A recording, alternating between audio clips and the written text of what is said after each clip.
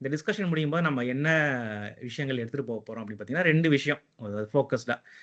ஒன்று வந்து எப்படி வந்து நமக்கு வந்து ஒரு டயபெட்டிஸ் வந்து ஒரு 15 வருஷத்துக்கு முன்னாடியே உனக்கு வரப்போகுதுப்பா அப்படின்னு சொல்லிட்டு கண்டுபிடிக்கிறது. அதாவது நம்மளுடைய சிம்பிள் நம்மளோட பிளட் டெஸ்ட் ரிப்போர்ட்டை வச்சே வந்து உங்களுக்கு வந்து 15 வருஷத்துக்கு அப்புறம் உங்களுக்கு வரக்கூடிய சான்சஸ் ரொம்ப அதிகம் அப்படின்ட்டு கண்டுபிடிக்கிறது எப்படி அப்படின்றது நம்மளோட ஃபர்ஸ்ட் அப்ஜெக்டிவ்.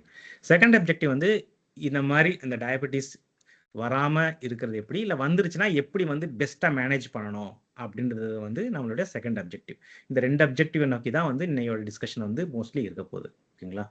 ஸோ நம்மளோட அப்ஜெக்டிவ்ல வந்து மெயினாக இப்போ நம்ம என்ன சொல்லியிருக்கோம்னா டயபெட்டிஸ் எப்படி நம்ம முன்னாடியே கண்டுபிடிக்கிறதுன்றதை பற்றி. ஸோ அப்போ டயபெட்டிஸ்னா என்ன அப்படின்னு தெரியாதவங்களுக்கு அப்படின்னு பார்த்தீங்கன்னா, இது வந்து நம்ம பிளட்ல வந்து நிறைய குளுக்கோஸ் வந்து சேர்ந்து இருக்கிறது அப்படின்றது. அதாவது இன்சுலின் ஒரு ஹார்மோன், அதுதான் வந்து நம்ம பிளட்ல இருக்க குளுக்கோஸை வந்து பார்த்தீங்கன்னா செல்ஸ்க்கு வந்து எனர்ஜி கொடுக்கறதுக்கு வந்து அது வந்து உள்ள வந்து அனுப்பும். இது வந்து ரொம்ப தேவையான ஒரு ஹார்மோன் வச்சுக்கோங்களேன், இன்சுலின்றது. ஸோ இந்த இன்சுலின் வந்து சரியா சுரக்காம இருக்கிறதுனால, அதுவோ இல்லாட்டி இன்சுலினே இல்லாம இருக்கிறது, இந்த மாதிரி ஒரு சிச்சுவேஷனால நம்ம ரத்தத்துல வந்து அளவுக்கு அதிகமான அந்த குளுக்கோஸ் வந்து தங்கி இருக்கிறது தான் வந்து நம்ம சொல்லப்படுற டயபெட்டிஸ்ன்றது. இதுல 3 டைப்ஸ் இருக்குது. டைப் 1ன்றது வந்து பார்த்தீங்கன்னா, அந்த டயபெட்டிஸ் வந்து பேங்க்ரியாஸ்ன்னு சொல்ற அந்த ஒரு ஆர்கன்ல தான் வந்து சுரக்குது. ஸோ இதுல வந்து அந்த ஆர்கனே அடிபட்டு, அதாவது சரியா ஒர்க் பண்ணாம very less or no insulin சுரக்கிறது டைப் 1 டயபெட்டிஸ். இது ரொம்ப ரொம்ப ரொம்ப கிரிட்டிக்கல். இது வந்து ரொம்ப காமன் கிடையாதுன்னு வச்சுக்கலாம், கொஞ்சம் ரேர். இப்போ நம்ம ஜென்ரலாக டயபெட்டிஸ் சொன்னால் வந்து எல்லாருமே சொல்லப்படுறது வந்து இந்த ஹைலைட் பண்ணியிருக்க இந்த டைப் 2 டயபெட்டிஸ் அப்படின்றது தான். இது வந்து என்ன சொல்கிறாங்கன்னா, பாடி வந்து இன்சுலின் ரெசிஸ்டண்ட்டாக ஆயிடுது, அப்படி இல்லைனா இன்சுலின் வந்து தேவையான அளவு சுரக்கலை. இதுதான் மெயினாக வந்து காரணம் ஃபார் டைப் 2 டயபெட்டிஸ். அதாவது இன்சுலின் ரெசிஸ்டன்ட் அப்படின்னா வந்து சிம்பிளாக சொல்லணும்னா, இப்போ ஒரு சின்ன ஒரு எக்ஸாம்பிள் எடுத்துக்கலாம். இப்போ ஒரு ரயில்வே குவார்ட்டர்ஸ் மாதிரி எடுத்துக்கங்களேன். ஒரு ரயில்வே குவார்ட்டர்ஸில் இப்போ டைப் ஏ ஹவுஸ்ன்னு சொல்லிட்டு எல்லா ஹவுஸுமே ஒரே மாதிரி இருக்கும். அது மாதிரி டைப் பி ஹவுஸ் அப்படின்னு சொல்லிட்டு ஒரு அடுத்த லெவல், அது டைப் பியில் வந்து ஒரு 2 பெட்ரூம் அது மாதிரி ஒரே மாதிரி ஹவுஸ் நிறையா இருக்கும். டைப் சி இந்த மாதிரி நிறைய இருக்கும்னு வச்சுக்கோங்களேன். இதுதான் வந்து செல்ஸ்ன்னு நீங்கள் வந்து அச்சீவ் பண்ணிக்கோங்க. இந்த செல்ஸில் வந்து பார்த்தீங்கன்னா, இந்த வீடு தான் வந்து நம்ம செல்ஸ்ன்னு நம்ம வந்து அச்சீவ் பண்ணிக்கிறோம். இதில் இந்த செல்ஸ் எல்லாமே கடவுள் எல்லாமே மூடி இருக்குது. இப்போ வந்து ஒரு காய்கறி வந்து வித்துக்கிட்டு வராங்க ரோட்ல. ஓகேங்களா? இப்போ இந்த காய்கறி வந்து விற்கிறாங்கன்றது வந்து ஒரு அனௌன்ஸ்மெண்ட் பண்றதுக்கு ஒரு தண்டோரா போட்டு ஒருத்தவங்க வந்து சொல்றாங்கன்ற மாதிரி ஒரு அஷ்யூம் பண்ணிக்காங்க. இப்போ தண்டோரா போட்டு இப்போ காய்கறி வந்திருக்குப்பா அப்படின்னா வீட்டில் கதவை திறந்து எல்லாம் வந்து வெளியே வந்து வாங்கிக்கிறாங்க. இதுதான் வந்து இப்போ இந்த தண்டோரா போடுறவங்க தான் வந்து இந்த இன்சுலின் வச்சுக்கோமே. ஓகேங்களா? இப்போ வந்து ரத்தத்துல வந்து குளுக்கோஸ் இருக்குது அப்படின்றது வந்து இந்த இன்சுலின் வந்து சொல்லுது. எடுத்துக்கப்பான்னு சொல்லி தண்டோரா போட்டு சொல்லுது. இந்த செல் வந்து இந்த சத்தத்தை கேட்டு வெளியே வந்து வாங்கிக்கணும். இப்போ என்ன ஆகுதுன்னா, இந்த இன்சுலின் ரெசிஸ்டன்ட்னா ஒரு தண்டோரா போட்டா வந்து அந்த அந்த வீட்டுக்காரங்களுக்கு வந்து கேட்காது. அப்போ 2 பேர் வந்து சத்தம் போடணும், இல்லை 3 பேர் வந்து அதிகமாக சத்தம் போட்டால் தான் இவங்க வந்து திறந்தெடுக்கிறாங்க.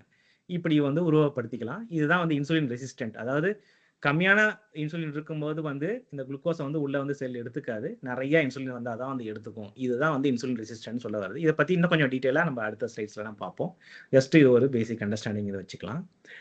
அடுத்தது வந்து கெஸ்டேஷன் டயபெட்டிஸ். அதாவது இப்போ நம்ம ப்ரெக்னெண்ட்டாக இருக்கிறவங்களுக்கு வந்து அப்பொழுதைக்கு வர அந்த ஹார்மோன் சேஞ்சஸ்னால வர அந்த ஒரு இன்சுலின் ரெசிஸ்டன்ஸு. இது வந்து மோஸ்ட்லி வந்து குணமாயிரும். அதாவது குழந்தை பிறந்த உடனே அந்த மாதிரி வந்து குணமாயிரும். பட் ஆனால் இது வந்து ரிஸ்க் வந்து உண்டாக்குது அப்படின்றாங்க. ஸோ இப்போ நம்ம இன்னைக்கு மெயினாக பார்க்க போகிறது வந்து இப்போ டைப் 2 டயபெட்டிஸ் அப்படின்னு சொல்லப்படுகிற இந்த இன்சுலின் ரெசிஸ்டன்ஸ். இதை பற்றி தான் நம்ம மெயினாக ஃபோக்கஸ் பண்ண போகிறோம். ஸோ இதுதான் வந்து டயபெட்டிஸோட ஒரு பேசிக் ஒரு இன்ட்ரோ. ஓகே. ஸோ இப்போ நம்ம வந்து இப்போ நம்மளோட மெயின் அப்ஜெக்டிவ் என்னன்னா, இப்போ இந்த டயபெட்டிஸ் வரதை எப்படிப்பா நம்ம வந்து கரெக்டாக கண்டுபிடிக்கிறது, பெஸ்ட் வெளியில் கண்டுபிடிக்கிறது தான் நம்மளோட ஃபர்ஸ்ட் அப்ஜெக்டிவ். ஸோ இது தெரிஞ்சுக்கணும் அப்படின்னா வந்து இப்போ நம்ம வந்து சில அடிப்படையான நம்மளுடைய இந்த செல் மெட்டபாலிசம் அப்படின்னு சொல்லப்படுகிற இப்போ நம்ம செல்ஸ் பற்றி அது என்ன பண்ணுது, அதுக்கு எங்கே எனர்ஜி தேவைப்படுது, எதுக்கு தேவைப்படுது அப்படின்றத பற்றி ரொம்ப ஹை லெவலில் வந்து நம்ம வந்து பேச போகிறோம். இது வந்து ரொம்ப முக்கியம். இது பேசிக். நம்ம செல்லுன்னு சொல்கிறது நம்ம உடம்புல ஃபுல்லாக இருக்கிற எல்லா செல்லுமே இதை பற்றி. ஸோ இதை பற்றி ஒரு பேசிக் இன்ட்ரோ கொடுக்கறதுக்காக இந்த ஸ்லைட் இருக்குது. இதில் பார்த்தீங்கன்னா நம்ம வந்து உடம்பு வந்து நம்ம எல்லாருக்குமே தெரியும், செல்லால் உருவாக்கப்பட்டது. செல்ஸ் நிறைய செல்ஸ் சேர்ந்து வந்து ஒரு டிஷ்யூ, இந்த டிஷ்யூலாம் சேர்ந்து பல டைப் ஆஃப் டிஷ்யூ சேர்ந்து ஒரு ஆர்கன். அதாவது அந்த ஆர்கன் வந்து ஒவ்வொரு ஆர்கனும் ஒவ்வொரு வேலையை பண்ணும். இப்போ நம்ம இருதயம்ன்றது ஒரு ஆர்கன், அது ஒரு வேலையை பண்ணும். லிவர்ன்றது ஒரு ஆர்கன், கிட்னி, இந்த மாதிரி பல ஆர்கன் சேர்ந்தது தான் ஒரு ஆர்கன் சிஸ்டம். அதாவது ஒரு டைஜஸ்டிவ் சிஸ்டம்னு சொல்கிறோம் இல்லையா, சர்க்குலேட்டரி சிஸ்டம், நர்வஸ் சிஸ்டம், இந்த மாதிரிலாம் கேள்விப்பட்டிருப்போம். இதெல்லாம் சேர்ந்தது, இந்த பல ஆர்கன்லாம் சேர்ந்தது தான் வந்து ஒரு ஆர்கன் சிஸ்டம்ஸ் வருது. இப்போ நம்மளோட பேசிக் அடிப்படையானது பார்த்தீங்கன்னா நம்ம உடம்புல இருக்க எல்லாமே வந்து செல்லால் இட்ஸ் மேட் ஆஃப். இப்போ இதெல்லாம் வந்து ஒரு சம் இன்ஃபர்மேஷன் நம்ம வேற புக்ல இருந்து எடுத்தது. நம்ம உடம்புல வந்து 37 ட்ரில்லியன், அதாவது ஒரு ட்ரில்லியன் 10 இன்டூ ஒரு 12 ஜீரோ போட்டுக்கோங்க. அதாவது அவ்வளோ ட்ரில்லியன் செல்ஸ் நம்ம உடம்புல ஒரு அடல்ட் ஹியூமன் பாடியில் வந்து இருக்குது. இதில் பார்த்தீங்கன்னா ஒவ்வொரு நிமிஷமும் வந்து நமக்கு இவ்வளோ செல்ஸ், அதாவது 10⁶ செல்ஸ், 86 மில்லியன் கிட்டத்தட்ட அவ்வளோ செல்ஸ் வந்து இறந்து ரீப்ளேஸ் பண்ணப்படுது. அதாவது இறக்குது, திரும்ப வந்து அது வந்து உடனே வந்து ரீப்ளேஸ் பண்ணப்படுது. இந்த மாதிரி வந்து நம்ம உடம்புல வந்து நடந்துகிட்டு இருக்குது. நம்ம உடம்பு ஃபுல்லாக மேட் ஆஃப் செல்ஸ் அப்படின்றது இப்போதைக்கு உங்களுக்கு வந்து ஜஸ்ட் ஒரு ரீகலெக்ட் பண்ண மாதிரி இருக்கும்னு நினைக்கிறேன். அதே மாதிரி இந்த செல்ஸ்ன்றது பார்த்தீங்கன்னா நமக்கு வந்து ஒரு 200 டைப்ஸ் ஆஃப் செல்ஸ் இருக்குது. அதாவது ஒரு செல்லுன்றது பார்த்தீங்கன்னா இப்போ ரெட் பிளட் கார்பசல்ஸ் கேள்விப்பட்டிருக்கீங்க, ரத்த அணுக்கள், வெள்ளை அணுக்கள், இதெல்லாம் வந்து ஒவ்வொன்றுமே வந்து ஒவ்வொரு செல்ஸ், ஒவ்வொரு டைப் ஆஃப் செல்ஸ் அப்படின்னு சொல்லி, லிவர் செல்ஸ், அது மாதிரி நம்ம இருதயத்தில் இருக்கிறது வந்து இந்த கார்டியோ மசில் செல்ஸ் அப்படின்றாங்க. அந்த மாதிரி ஒவ்வொன்றும், கிட்னிக்குன்னா கிட்னி செல்ஸ், இந்த மாதிரி ஒவ்வொருமே வந்து ஒரு டிஃப்ரெண்ட் டைப் ஆஃப் செல்ஸ். இந்த மாதிரி 200 டைப் ஆஃப் செல்ஸ் இருக்குது. இந்த எல்லா செல்லுக்குமே வந்து அந்த ஒவ்வொரு செல்லும் அதோட வேலையை பண்ணும். இப்போ கிட்னி செல் வந்து அதோட வேலை வந்து டிஃப்ரெண்ட்டாக இருக்கும் தேன் ஒரு ஹார்ட்ல இருக்கிற ஒரு செல். ஓகேங்களா? ஆனால் இது எல்லாத்துக்குமே தேவை வந்து பார்த்தீங்கன்னா என்ன தேவையா இருக்கும் அப்படின்னா வந்து எனர்ஜி. இப்போ நம்ம அந்த ஒரு ரயில்வே குவார்டர்ஸ் எக்ஸாம்பிள் எடுத்துக்கோமே. இப்போ டைப் பி ஒரு குவார்டர்ஸ் இருக்குது, டைப் பி குவார்டர்ஸ் இருக்குது. இப்போ டைப் பினா ஒரு கிளர்க் ஒர்க் பண்ணுறவங்களோட சின்ன வீடுன்னு வச்சுக்கோங்களேன், சின்னதாக வீடு கட்டியிருப்பாங்க. வெறும் ஆஃபீஸர்ஸ்க்கு வந்து ஒரு டைப் பியில் வந்து கட்டியிருக்காங்கன்னு வச்சுக்கோங்களேன். இங்கே வீடு வந்து பெருசாக இருக்கலாம், டைப் ஏல வந்து சின்னதாக இருக்கலாம். ஆனால் உள்ளுக்குள்ளே வந்து எல்லார் வீட்லேயுமே வந்து ஒரு கிச்சன் இருக்கும், ஒரு பாத்ரூம்ஸ் அந்த மாதிரி இருக்கும். அது மாதிரி எல்லா செல்லையுமே ஒரு காமனான ஒரு விஷயம் இருக்கும். அது என்னன்னா பார்த்தீங்கன்னா எனர்ஜி வந்து உண்டாக்கணும். இது வந்து ஒரு நம்மளுடைய ஒரு ஹை லெவல் நம்ம ஹியூமனோட செல் ஸ்ட்ரக்சர். இது எல்லாமே நான் வந்து எக்ஸ்பிளைன் பண்ண போகிறது இல்லை, ஏன்னா எனக்கும் அவ்வளோவா தெரியாது. இதில் மெயினாக நம்ம கான்செப்ட் பண்ணுறது வந்து மைட்டோகாண்ட்ரியா அப்படின்ற ஒரு பார்ட் ஆஃப் த செல். இது வந்து என்னன்னா ஒரு செல்லை வந்து 100லேருந்து 1000 வரைக்கும் ஒரு செல்லுக்குள்ளேயே வந்து இருக்கும் அப்படின்னாங்க. செல்லை பொறுத்து, இல்லாட்டி செல்லோட அந்த சிச்சுவேஷன் பொறுத்து இது வந்து எவ்வளோ இருக்குன்றது வந்து டைனமிக்காக வந்து மாறும் அப்படின்றது சொல்கிறாங்க. இந்த மைட்டோகாண்ட்ரியா தான் வந்து அந்த செல்லுக்கான எனர்ஜியை வந்து கொடுக்கறது மெயினானது. இப்போ வந்து இது சிம்பிளா சொல்லணும்னா, இப்போ நம்ம குளுக்கோஸ்ன்னு சொல்றோம். அந்த குளுக்கோஸ்ன்றது உங்களுக்குலாம் தெரிஞ்சிருக்கும். அதாவது நம்ம உடம்புக்கு வந்து எனர்ஜி வந்து பார்த்தீங்கன்னா, அந்த பேஸ் லெவலில் வந்து அந்த குளுக்கோஸ்ன்ற அந்த ஒரு மாலிகுல் வழியாக தான் வந்து நமக்கு வந்து உடம்பு ஃபுல்லாக எனர்ஜி வந்து கிடைக்குது அப்படின்றது. இந்த இந்த குளுக்கோஸ்ன்றது எப்படி எடுத்துக்கலாம்னா, இப்போ நம்ம ஃபார் எக்ஸாம்பிள் ஒரு $US மாதிரி நினச்சிக்கோங்களேன். செல் வந்து எப்படின்னா இந்த குளுக்கோஸை டைரெக்டாக அதால் வந்து எடுத்து எனர்ஜி வந்து உண்டாக்க முடியாது. இப்போ நான் வந்து பெட்டி கடைக்கு போயிட்டு நான் வந்து ஒரு $US கொடுத்து என்னால் பொருள் வாங்க முடியுமானா முடியாது. அவங்களுக்கு தெரியும் இது $US, ஆனால் அது செல் ஆகாது. ஸோ நம்ம வந்து அது ஒரு இந்தியன் கரன்சியாக மாற்றிட்டு தான் நான் வந்து நான் வந்து ஒரு பொருள் வாங்க முடியும். அந்த மாதிரி இந்த குளுக்கோஸை வந்து என்ன பண்ணுன்னா, இந்த மைட்டோகாண்ட்ரியா வந்து ஏடிபி அப்படின்னு சொல்லக்கூடிய அது ஒரு எனர்ஜியாக வந்து மாற்றும். ஓகேங்களா? அடினோசின் ட்ரைபாஸ்பேட் அப்படின்ற எக்ஸ்பான்ஷன் தான் ஏடிபி. இதை மாற்றினா தான் இது செல்லு வந்து அந்த எனர்ஜி எடுத்துக்கும். ஸோ இந்த செல்லுக்குள்ள எனர்ஜி வந்து இந்த ஏடிபி மாற்றும். இதுதான் இந்த மைட்டோகாண்ட்ரியோட ஒன் ஆஃப் த ஒர்க்கு. இது தவிர மற்ற நிறைய ஒர்க்ஸ் வந்து அது பண்ணுது. இது வந்து ரொம்ப ரொம்ப முக்கியமானது. சில இம்பார்ட்டண்ட்டான இதெல்லாம் வந்து நான் இங்கே ஜஸ்ட் மென்ஷன் பண்ணியிருக்கேன். ஸோ இந்த மைட்டோகாண்ட்ரியா தான் இப்போ எனர்ஜி வந்து இந்த செல்லுக்குள்ளே உருவாக்குது. இதுக்கு வந்து நம்ம குளுக்கோஸை வந்து இது ஏடிபியாக வந்து உருவாக்கி பண்ணுது அப்படின்றது நம்ம நினச்சிட்டாலே வெல் எனஃப். நமக்கு வந்து இது போதும். ஓகேங்களா? நம்ம உடம்புல ஃபுல்லாக செல் இருக்குது, இவ்வளோ டைப் ஆஃப் செல்ஸ் இருக்குது. அந்த செல்லில் வந்து நமக்கு எனர்ஜி வேணும் அப்படின்னா, அதாவது ஒரு கிச்சனுக்கு வந்து ஒரு வீட்டுக்கு கிச்சன் எப்படி முக்கியமோ அது மாதிரி மைட்டோகாண்ட்ரியா வந்து எப்படி நம்ம பொருட்களை வச்சு நம்ம வந்து சமைக்கிறோமோ அந்த மாதிரி இந்த மைட்டோகாண்ட்ரியா வந்து இந்த குளுக்கோஸ் மற்ற விஷயங்களை வச்சு இது வந்து ஏடிபின்ற ஒரு எனர்ஜியை வந்து இந்த செல்லுக்கு வந்து உருவாக்கி கொடுக்குது. ஓகேங்களா? இது வந்து நம்ம வந்து ஞாபகம் வச்சுக்கலாம். ஏன்னா இதை பேஸ் பண்ணி தான் வந்து நம்ம பின்னாடி சொல்லக்கூடிய எல்லாமே வந்து இதை ரிலேட்டட் பண்ணி தான் இருக்கும். ஓகே, ஸோ நம்ம நெக்ஸ்ட் அடுத்த ஸ்லைட் போகலாம்.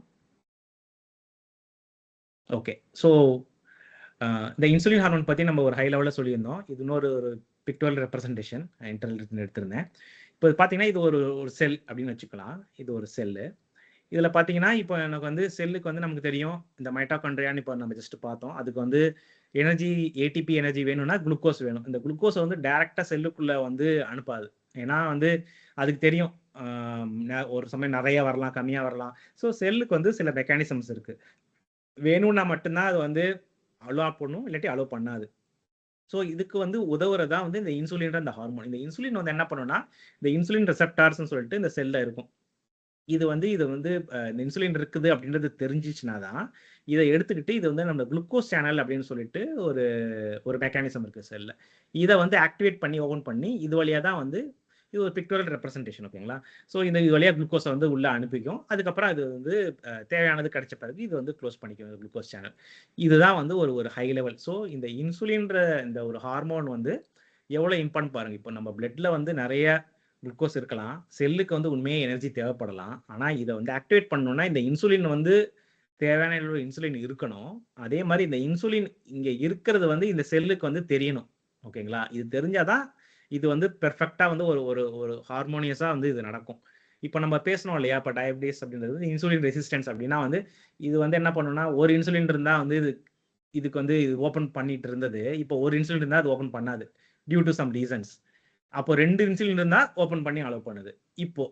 அதுக்கப்புறம் இன்னும் ஒரு ஒரு ஒரு 6 மாசம் கழிச்சு வந்து 2 இன்சுலின் இருந்தா பத்தாது. எனக்கு வந்து 4 இன்சுலின் இருந்தா தான் இது ஓப்பன் பண்ணுதுன்னு வச்சுக்கங்களேன். அப்போ 4 இன்சுலின் வந்த பிறகு தான் இது ஓப்பன் பண்ணி குளுக்கோஸ உள்ள விடுது. ஸோ இத தான் வந்து நம்ம வந்து இன்சுலின் ரெசிஸ்டன்ஸ்ன்னு சொல்ல வரோம். அதாவது கொஞ்சம் இன்சுலின் இருந்தா இதால ரெகனைஸ் பண்ண முடியல. செல்லால வந்து அதால ரெகனைஸ் பண்ண முடியல அப்படின்றது தான் வந்து இந்த இன்சுலின் ரெசிஸ்டன்ஸ்ன்றது. ஸோ இப்பொழுதைக்கு வந்து உங்களுக்கு வந்து புரிஞ்சிருக்கும். ஒரு ஒரு செல்லுக்கு தேவையான குளுக்கோஸ் அந்த குளுக்கோஸ உள்ள அனுப்பணும்னா இந்த இன்சுலின். இது எல்லாமே வந்து பெர்ஃபெக்ட்டா வந்து இந்த ஒரு ஒரு அண்டர்ஸ்டாண்டிங்ல வந்து இது ஒர்க் ஆகணும். ஓகேங்களா? இது ஒர்க் ஆனா தான் வந்து நம்ம செல் வந்து சீரா இயங்குது. இது நல்லா ஒர்க் பண்ணா தான் செல் அதோட வேலைய வந்து பெர்ஃபெக்ட்டா பண்ண முடியும். ஓகேங்களா? ஆ ஸோ இதுவரைக்கும் வந்து நம்ம வந்து அ அ எப்படி வந்து டயபிட்டிஸ்னா என்ன? இப்போ குளுக்கோஸ் வந்து எப்படி ஒரு செல்லுக்குள்ள எடுத்துட்டு போகுது? அது ஏன் எடுத்து போகணும்? அப்படின்றத நம்ம பார்த்துட்டோம். இப்போ ஆ இந்த செல் வந்து என்னென்னலாம் பண்ணா வந்து இது வந்து ஒர்க் பண்ணாம போகுது? என்னென்னலாம் பிரச்சனைகள் பண்ணோம்னா, இந்த செல் அதோட வேலைய பண்ண முடியாம போறதுக்குன்றதுக்கு வந்து நெறைய ரீசன்ஸ் இருக்குது. அது அடுத்த ஸ்லைட்ல வந்து அத நான் சொல்லியிருக்கேன். ஆ பாருங்க. ஒரு செல் மெட்டாபாலிசம்னா ஒண்ணும் இல்ல. செல் வந்து அத எனர்ஜி கிரியேட் பண்ணி அதோட வேலைய பண்றதுன்ற மாரி நம்ம வந்து அ நெனச்சுக்கலாம். இந்தந்த ரீசன்ஸ் இதெல்லாம் வந்து அந்த செல் மெட்டாபாலிசத்த வந்து டோட்டலா வந்து கஷ்டப்படுத்துறதுன்றது. அதாவது கிரானிக் ஓவர் நியூட்ரிஷன். இது என்ன சொல்றாங்கன்னா, ஓவர் நியூட்ரிஷன்லாம் கூட கிடையாது. Chronic over nutrition. ஓகேங்களா? ஆ இத மட்டும் கொஞ்சம் அதிகமா சொல்றேன். ஏன்னா இது ரொம்ப முக்கியம். இது என்னன்னா வந்து, ஆ யுஎஸ்ல அவங்க வந்து அந்த ரிசர்ச் பண்ணும்போது என்ன சொல்றாங்கன்னா, ஃபார் எக்ஸாம்பிள் ஒரு 100 இயர்ஸ் முன்னாடி நம்ம உடம்புல எடுத்துக்கிட்டு இருந்த அந்த குளுக்கோஸ் அளவு, அதாவது நம்ம உணவுல இருந்து கிடைச்ச குளுக்கோஸ் அளவையும், இப்ப இருக்க அளவ பார்த்தோம்னா, இப்போ ஓவராலா 700லேருந்து 3000% அதாவது அவ்வளோ மடங்கு வந்து அதிகமா வந்து நம்ம உடம்புல டே டூ டே வந்து அந்த குளுக்கோஸ வந்து நம்ம உடம்புல வந்து கொண்டு வரோம் அப்படின்றாங்க. அதாவது இது எப்படி நான் எப்படி ஒரு அஸ்யூம் பண்ணி புரிஞ்சுக்கிட்டேன் அப்படின்னா, ஆ ஒரு மாவாட்டுற ஒரு கடை இருக்குது. அதுல வந்து ஒரு 3 கிரைண்டர் வச்சு மாவாட்டுறாங்கன்னு வச்சுக்கங்களேன். ஒரு நாளைக்கு வந்து ஒரு 100 கிலோ போட்டு அவங்க அரைச்சு அவங்க வந்து ஒரு பிசினஸ் பண்றாங்கன்னு வச்சுக்கோங்க. 100 கிலோ மாவு வந்து டெய்லி அரைச்சுட்டு இருக்காங்க. இது நார்மலா நடக்குது. திடீர்னு நீங்க வந்து ஒரு 700% அப்படின்னா வந்து இன்டூ 700 போட்டுக்கோங்க. ஓகேங்களா? எவ்வளோ வரும்? 7,000 70,000 கிலோ. ஓகேங்களா? அதுல இருந்து ஒரு 3,00,000 கிலோ மாவ வந்து நம்ம வந்து குடுத்தா, அது என்ன பண்ணும்? அ இதுல மெயினா வந்து என்ன சொல்றாங்கன்னா வந்து, ஆ இந்த செல் வந்து எப்படி உருவாகுச்சு அப்படின்றது வந்து ஒரு ஒரு பேசிக் ஒரு இன்ஃபர்மேஷன் வந்து நம்ம வந்து தெரிஞ்சுக்கணும். இதுல என்ன சொல்ல வராங்கன்னா, ஆ பல அதாவது 1000 வருஷம் அதாவது பில்லியன்ஸ் ஆஃப் இயர்ஸ் வந்து இந்த செல் வந்து எப்படி உருவாகுச்சுன்னா, நம்மளுடைய என்விரான்மென்ட் பேஸ் பண்ணி நம்ம அப்பொழுதைக்கு சாப்பிட்ட அந்த ஃபுட்டு, வாட்டர், ஆ ஏர் அதுல இருக்கிற கிருமிகள் இது எல்லாத்தோட இன்டராக்ட் பண்ணி தான் ஒரு செல் வந்து இப்ப பெர்ஃபெக்ட்டா வந்து அது வந்து உருவாகி இருக்குது. எல்லா டைப் ஆஃப் செல்லுமே அந்த மாரி தான் உருவாகி இருக்கு. அப்பன்னா என்ன சொல்றான்னா, இது வந்து நம்ம இன்னொரு வகையில எப்படி புரிஞ்சுக்கலாம்னா, ஒரு ஆட்டு மந்த மாரின்னு வச்சுக்கங்களேன். அதுக்கு இவ்வளவு தான் தெரியும். சாப்பாடு போட்டா சாப்பிடும். இப்படி போனா போகும். இப்படி போனா போகும். இவ்வளவுதான் அது செல்லுக்கு தெரியும். அதனால இப்போ நம்ம ஹையா ஓவர் நியூட்ரிஷன் நம்ம குடுக்குறோம் அப்படின்னா வந்து, இதுக்கு வந்து ஸ்டாப் பண்ணணும்னா அது தெரியாது. இந்த கிரைண்டர் வந்து அரைச்சுக்கிட்டே இருக்கும். நீங்க குடுக்க இதோட வேலை வந்து என் வேலை இதுதான்ப்பா அப்படின்னு சொல்லிட்டு அது பண்ணிக்கிட்டே இருக்கும். ஆனா ஒரு கிரைண்டர்ல வந்து நம்ம ஒரு 300 3000 கிலோ, அதாவது 100 கிலோ அரைக்கிற இடத்துல நீங்கள் வந்து இவ்வளோ கிலோ மாவை அரைச்சோன்னா என்ன ஆகும்? அது கிரைண்டர் பழுதுபடும், இல்லாட்டி சரியா மாவு அரைக்காது. இந்த மாதிரி பல பிரச்சனைகள் ஆகும் இல்லையா? இதுதான் வந்து இப்போ வந்து இந்த கிரானிக் ஓவர் நியூட்ரிஷனால ஆகுறது அப்படின்னு சொல்றாங்க. அது தவிர மற்ற விஷயங்களும் வந்து ஈக்குவல் ஆர் அஃபெக்ட் ஆகுது. பார்த்தீங்கன்னா நியூட்ரிஷன் டெஃபிஷியன்சி, தேவையான அளவு சத்து கொடுக்காது, மைக்ரோபயம், அதாவது சில ஸ்ட்ரெஸ்ஸு, நிறைய ரீசன்ஸ்னால வந்து நம்ம கட்டில் இருக்கிற அந்த மைக்ரோபயம் அது பிரச்சனை ஆகுது. செடென்டரி லைஃப் ஸ்டைல்னா வந்து நம்ம ஒரு மூவ்மெண்ட்டே இல்லாமல் அப்படியே உட்காந்துக்கிட்டே இருக்கிற மாதிரியே டைப் ஆஃப் ஒர்க் பண்ணுறது, இந்த மாதிரி லைஃப் ஸ்டைல். கிரானிக் ஸ்ட்ரெஸ், அதிகமான ஸ்ட்ரெஸ் கண்டினியூஸாக ரொம்ப அதிகமாக, அதாவது ஸ்ட்ரெஸ்ன்றது வந்து தேவை ஒரு லிமிட்டடாக, ஆனால் அது தவிர கிரானிக் ரொம்ப அதிகமாக இருக்கிற ஸ்ட்ரெஸ்ஸு, அதே மாதிரி இந்த ட்ரக்ஸ், மெடிக்கேஷன், இதனால சரியாக தூக்கம் இல்லாமல், என்வரான்மெண்ட்டில் இருக்கிற பொல்யூஷன்ஸ், அப்புறம் நமக்கு நைட் கிடைக்கிற அந்த ஆர்டிஃபிஷியல் லைட்டு நம்ம தூக்கத்தை டிஸ்டர்ப் பண்ணுறது, அதே மாதிரி தெர்மோ நியூட்ரலிட்டி அப்படின்னா வந்து ஒன்றும் இல்லை, நம்ம ஒரு ஒரு மிதமான டெம்பரேச்சர்லேயே அப்படியே இருக்கிறது, இதெல்லாம் வந்து டைரக்டாக நம்மளுடைய செல் மெட்டாபாலிசத்தை வந்து அஃபெக்ட் பண்ணுது அப்படின்றத சொல்லியிருக்காங்க. இதில் வந்து நான் வந்து சிம்பிளாக நான் ஒரு ஸ்லைடில் சொல்லிட்டேன். இதை வந்து பார்த்தீங்கன்னா ஒவ்வொரு பெரிய ஒரு செக்ஷன் போட்டு அந்த ரிசர்ச் பேசிஸாக வந்து இந்த புக்கில் வந்து டீட்டெயில்ஸ் சொல்லியிருக்காங்க. நீங்கள் உங்களுக்கு இதில் ரொம்ப இன்ட்ரெஸ்டாக இருந்துச்சுன்னா அந்த புக் எடுத்து படிச்சிங்கன்னா ஒவ்வொன்றை பற்றியும் ரொம்ப டீட்டெயிலாக வந்து அவங்க கொடுத்துருக்காங்க. நீங்கள் அதை படிக்கலாம். ஸோ இப்பொழுதைக்கு வந்து நம்ம இப்போ ஒரு செல் வந்து ஒரு அதோட வேலையை சரியாக பண்ண முடியாமல் பண்ணுறதுக்கு என்னென்னலாம் ஃபேக்டர்ஸ்ன்றது வந்து நம்ம வந்து இப்பொழுதைக்கு நம்ம ஒரு ஹை லெவலாக நம்ம பார்த்துக்கிட்டோம் இல்லைங்களா? இப்போ அடுத்து வந்து நம்ம போகலாம். அடுத்த ஸ்லைடில் வந்து பார்த்தீங்கன்னா, இப்போ இந்த ஆத்தர் என்ன சொல்ல வராங்கன்னா, எப்படி ஒரு ராக்கெட், ஒரு ஸ்பேஸ் எக்ஸ் ராக்கெட் விடுற ஒரு சயின்டிஸ்ட் என்ன சொல்கிறாங்கன்னா வந்து இந்த ராக்கெட்டில் வந்து 1000க்கும் மேற்பட்ட சென்சார்ஸ் இருக்கும். அதாவது வந்து ஒரு ராக்கெட்டில் வந்து ஒரு ஒரு 4 இன்ஜின் இருக்குது அப்படின்னா, மேலே போயிட்டு இருக்கும்போது ஒரு இன்ஜின் போயிடுச்சுன்னா, இந்த இன்ஜின் போயிடுச்சுன்னு சொல்லிச்சுன்னா ஒரு யூஸும் கிடையாது. என்ன சொல்ல வராங்கன்னா, இந்த இன்ஜின் போகிறதுக்கு முன்னாடி இந்த இன்ஜின் வந்து இவ்வளோ ஹீட் தான் இருக்கணும், இதுக்கு மேலே ஆகுது, இல்லை இவ்வளோ ப்ரெஷர் இருக்கணும், இல்லை இந்த மாதிரி ஒரு வைப்ரேஷன் இவ்வளோ தான் இருக்கணும், இது தாண்டி நடக்கும்போதே முன்னாடியே வந்து இது வந்து இந்த சென்சார் வந்து கண்டுபிடிச்சு சொல்லிருமா, டெம்பரேச்சர் வந்து 50 தான் இருக்கணும், ஆனால் இது 55 காட்டுது அப்படின்னா வந்து கரெக்டிங் மெக்கானிசம் பண்ணிட்டு என்ன பண்ண முடியுமோ அதை வந்து அட்ஜஸ்ட் பண்ணிக்குவாங்க. இதுக்காக தான் இந்த எக்கச்சக்க சென்சார்ஸ் ராக்கெட்டில் வச்சிருக்கிறாங்க. ஏன்னா இப்போ நம்ம மேலே ஸ்பேஸில் போயிட்டு இருக்கும்போது ஒரு ஏதோ ஒரு ஃபால்ட் ஆயிடுச்சுன்னு வச்சுங்களேன், ஒரு பார்ட்டு அது வந்து ரெக்கவர் பண்ண முடியாது. அது ஆறதுக்கு முன்னாடியே இந்த சென்சார்ஸ் வச்சு கண்டுபிடிச்சு கரெக்டிங் மெக்கானிசம் வந்து ஆட்டோமேட்டிக்காக வந்து பண்ணிடுவாங்க. இதனால தான் வந்து ஆயிரக்கணக்கான சென்சார்ஸ் வந்து ஒரு ராக்கெட்டில் வச்சிருக்கிறாங்க. இதே மாதிரி நம்ம உடம்புலையும் எக்கச்சக்கமான சென்சார்ஸ் வந்து ஆட்டோமேட்டிக்காக வந்து இயற்கையே வந்து நமக்காக கொடுத்துருக்குது. ஓகேங்களா? இதுதான் வந்து இவங்க என்ன சொல்கிறாங்கன்னா, இந்த ஹெல்த் கேரோட ஒரு மிராக்கிள் அப்படின்றது வந்து இந்த பயோ சென்சார்ஸ் வந்து டிடெக்ட் பண்ணுறது வந்து இந்த செஞ்சுரியில் வந்து நிறைய ரொம்ப சுலபமாக வந்து இருக்குது அப்படின்றத வந்து இவங்க மீன் பண்ணுறாங்க. அதாவது சிம்பிளாக ஒரு எக்ஸாம்பிள் சொல்லணும்னா, ஒரு 20-30 வருஷத்துக்கு முன்னாடி வச்சுக்கோங்களேன், எனக்கு காய்ச்சல் அப்படின்னா நம்ம இப்படி தான் தொட்டு பார்ப்போம் வீட்டில். ஓகேங்களா? நம்ம டாக்டர்கிட்ட போயிட்டு டாக்டர் வந்து தெர்மாமீட்டர் வச்சு பார்த்தோம்னா நமக்கு வந்து உனக்கு வந்து 100 டெம்பரேச்சர் இருக்குது, 102 இருக்குது அப்படின்னு சொல்லுவாங்க. ஆனால் இப்போ பாருங்கள், நம்ம கிட்டத்தட்ட எல்லார் வீட்லையுமே அவங்க வீட்டில் ஒரு தெர்மாமீட்டர், டிஜிட்டல் தெர்மாமீட்டர்ன்றது வந்து நம்ம வீட்டிலேயே வந்துருச்சு. நம்ம வீட்டிலேயே டக்குன்னு எடுத்து பார்த்துக்கலாம். இது ஒரு சிம்பிள் எக்ஸாம்பிள். இது வந்து ஒரு சிம்பிள் ஒரு பயோ சென்சார். பயோ சென்சார்னு ஒன்றும் இல்லை, நம்ம உடம்புல இருக்கிற சில விஷயங்களை வந்து நம்ம வந்து ஐடென்டிஃபை பண்ணுறதுன்னு வச்சுங்களேன். இந்த மாதிரி நம்ம இப்பொழுதைக்கு ஈஸியாக ஆக்சஸ் பண்ணுற மாதிரி, இந்த பயோ சென்சாரை ஈஸியாக ஆக்சஸ் பண்ணுற மாதிரி நிறைய விஷயங்கள் ஈஸியாக கிடைச்சிருச்சு.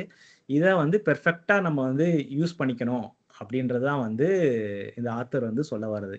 இதை நம்ம படிக்க தெரிஞ்சாலே, இது என்ன சொல்லுது அப்படின்னு நம்ம படிக்க தெரிஞ்சாலே நம்ம உடம்பு என்னென்னலாம் நடக்குது அப்படின்றத வந்து ஈஸியாக நம்மளால வந்து பேசிக் லெவலில் நம்மளால ஈஸியாக புரிஞ்சுக்க முடியும் அப்படின்றத இவங்க வந்து சொல்ல வராங்க. ஸோ இந்த பயோ சென்சாரை பற்றி நம்ம வந்து நல்லா தெரிஞ்சுக்கணும்.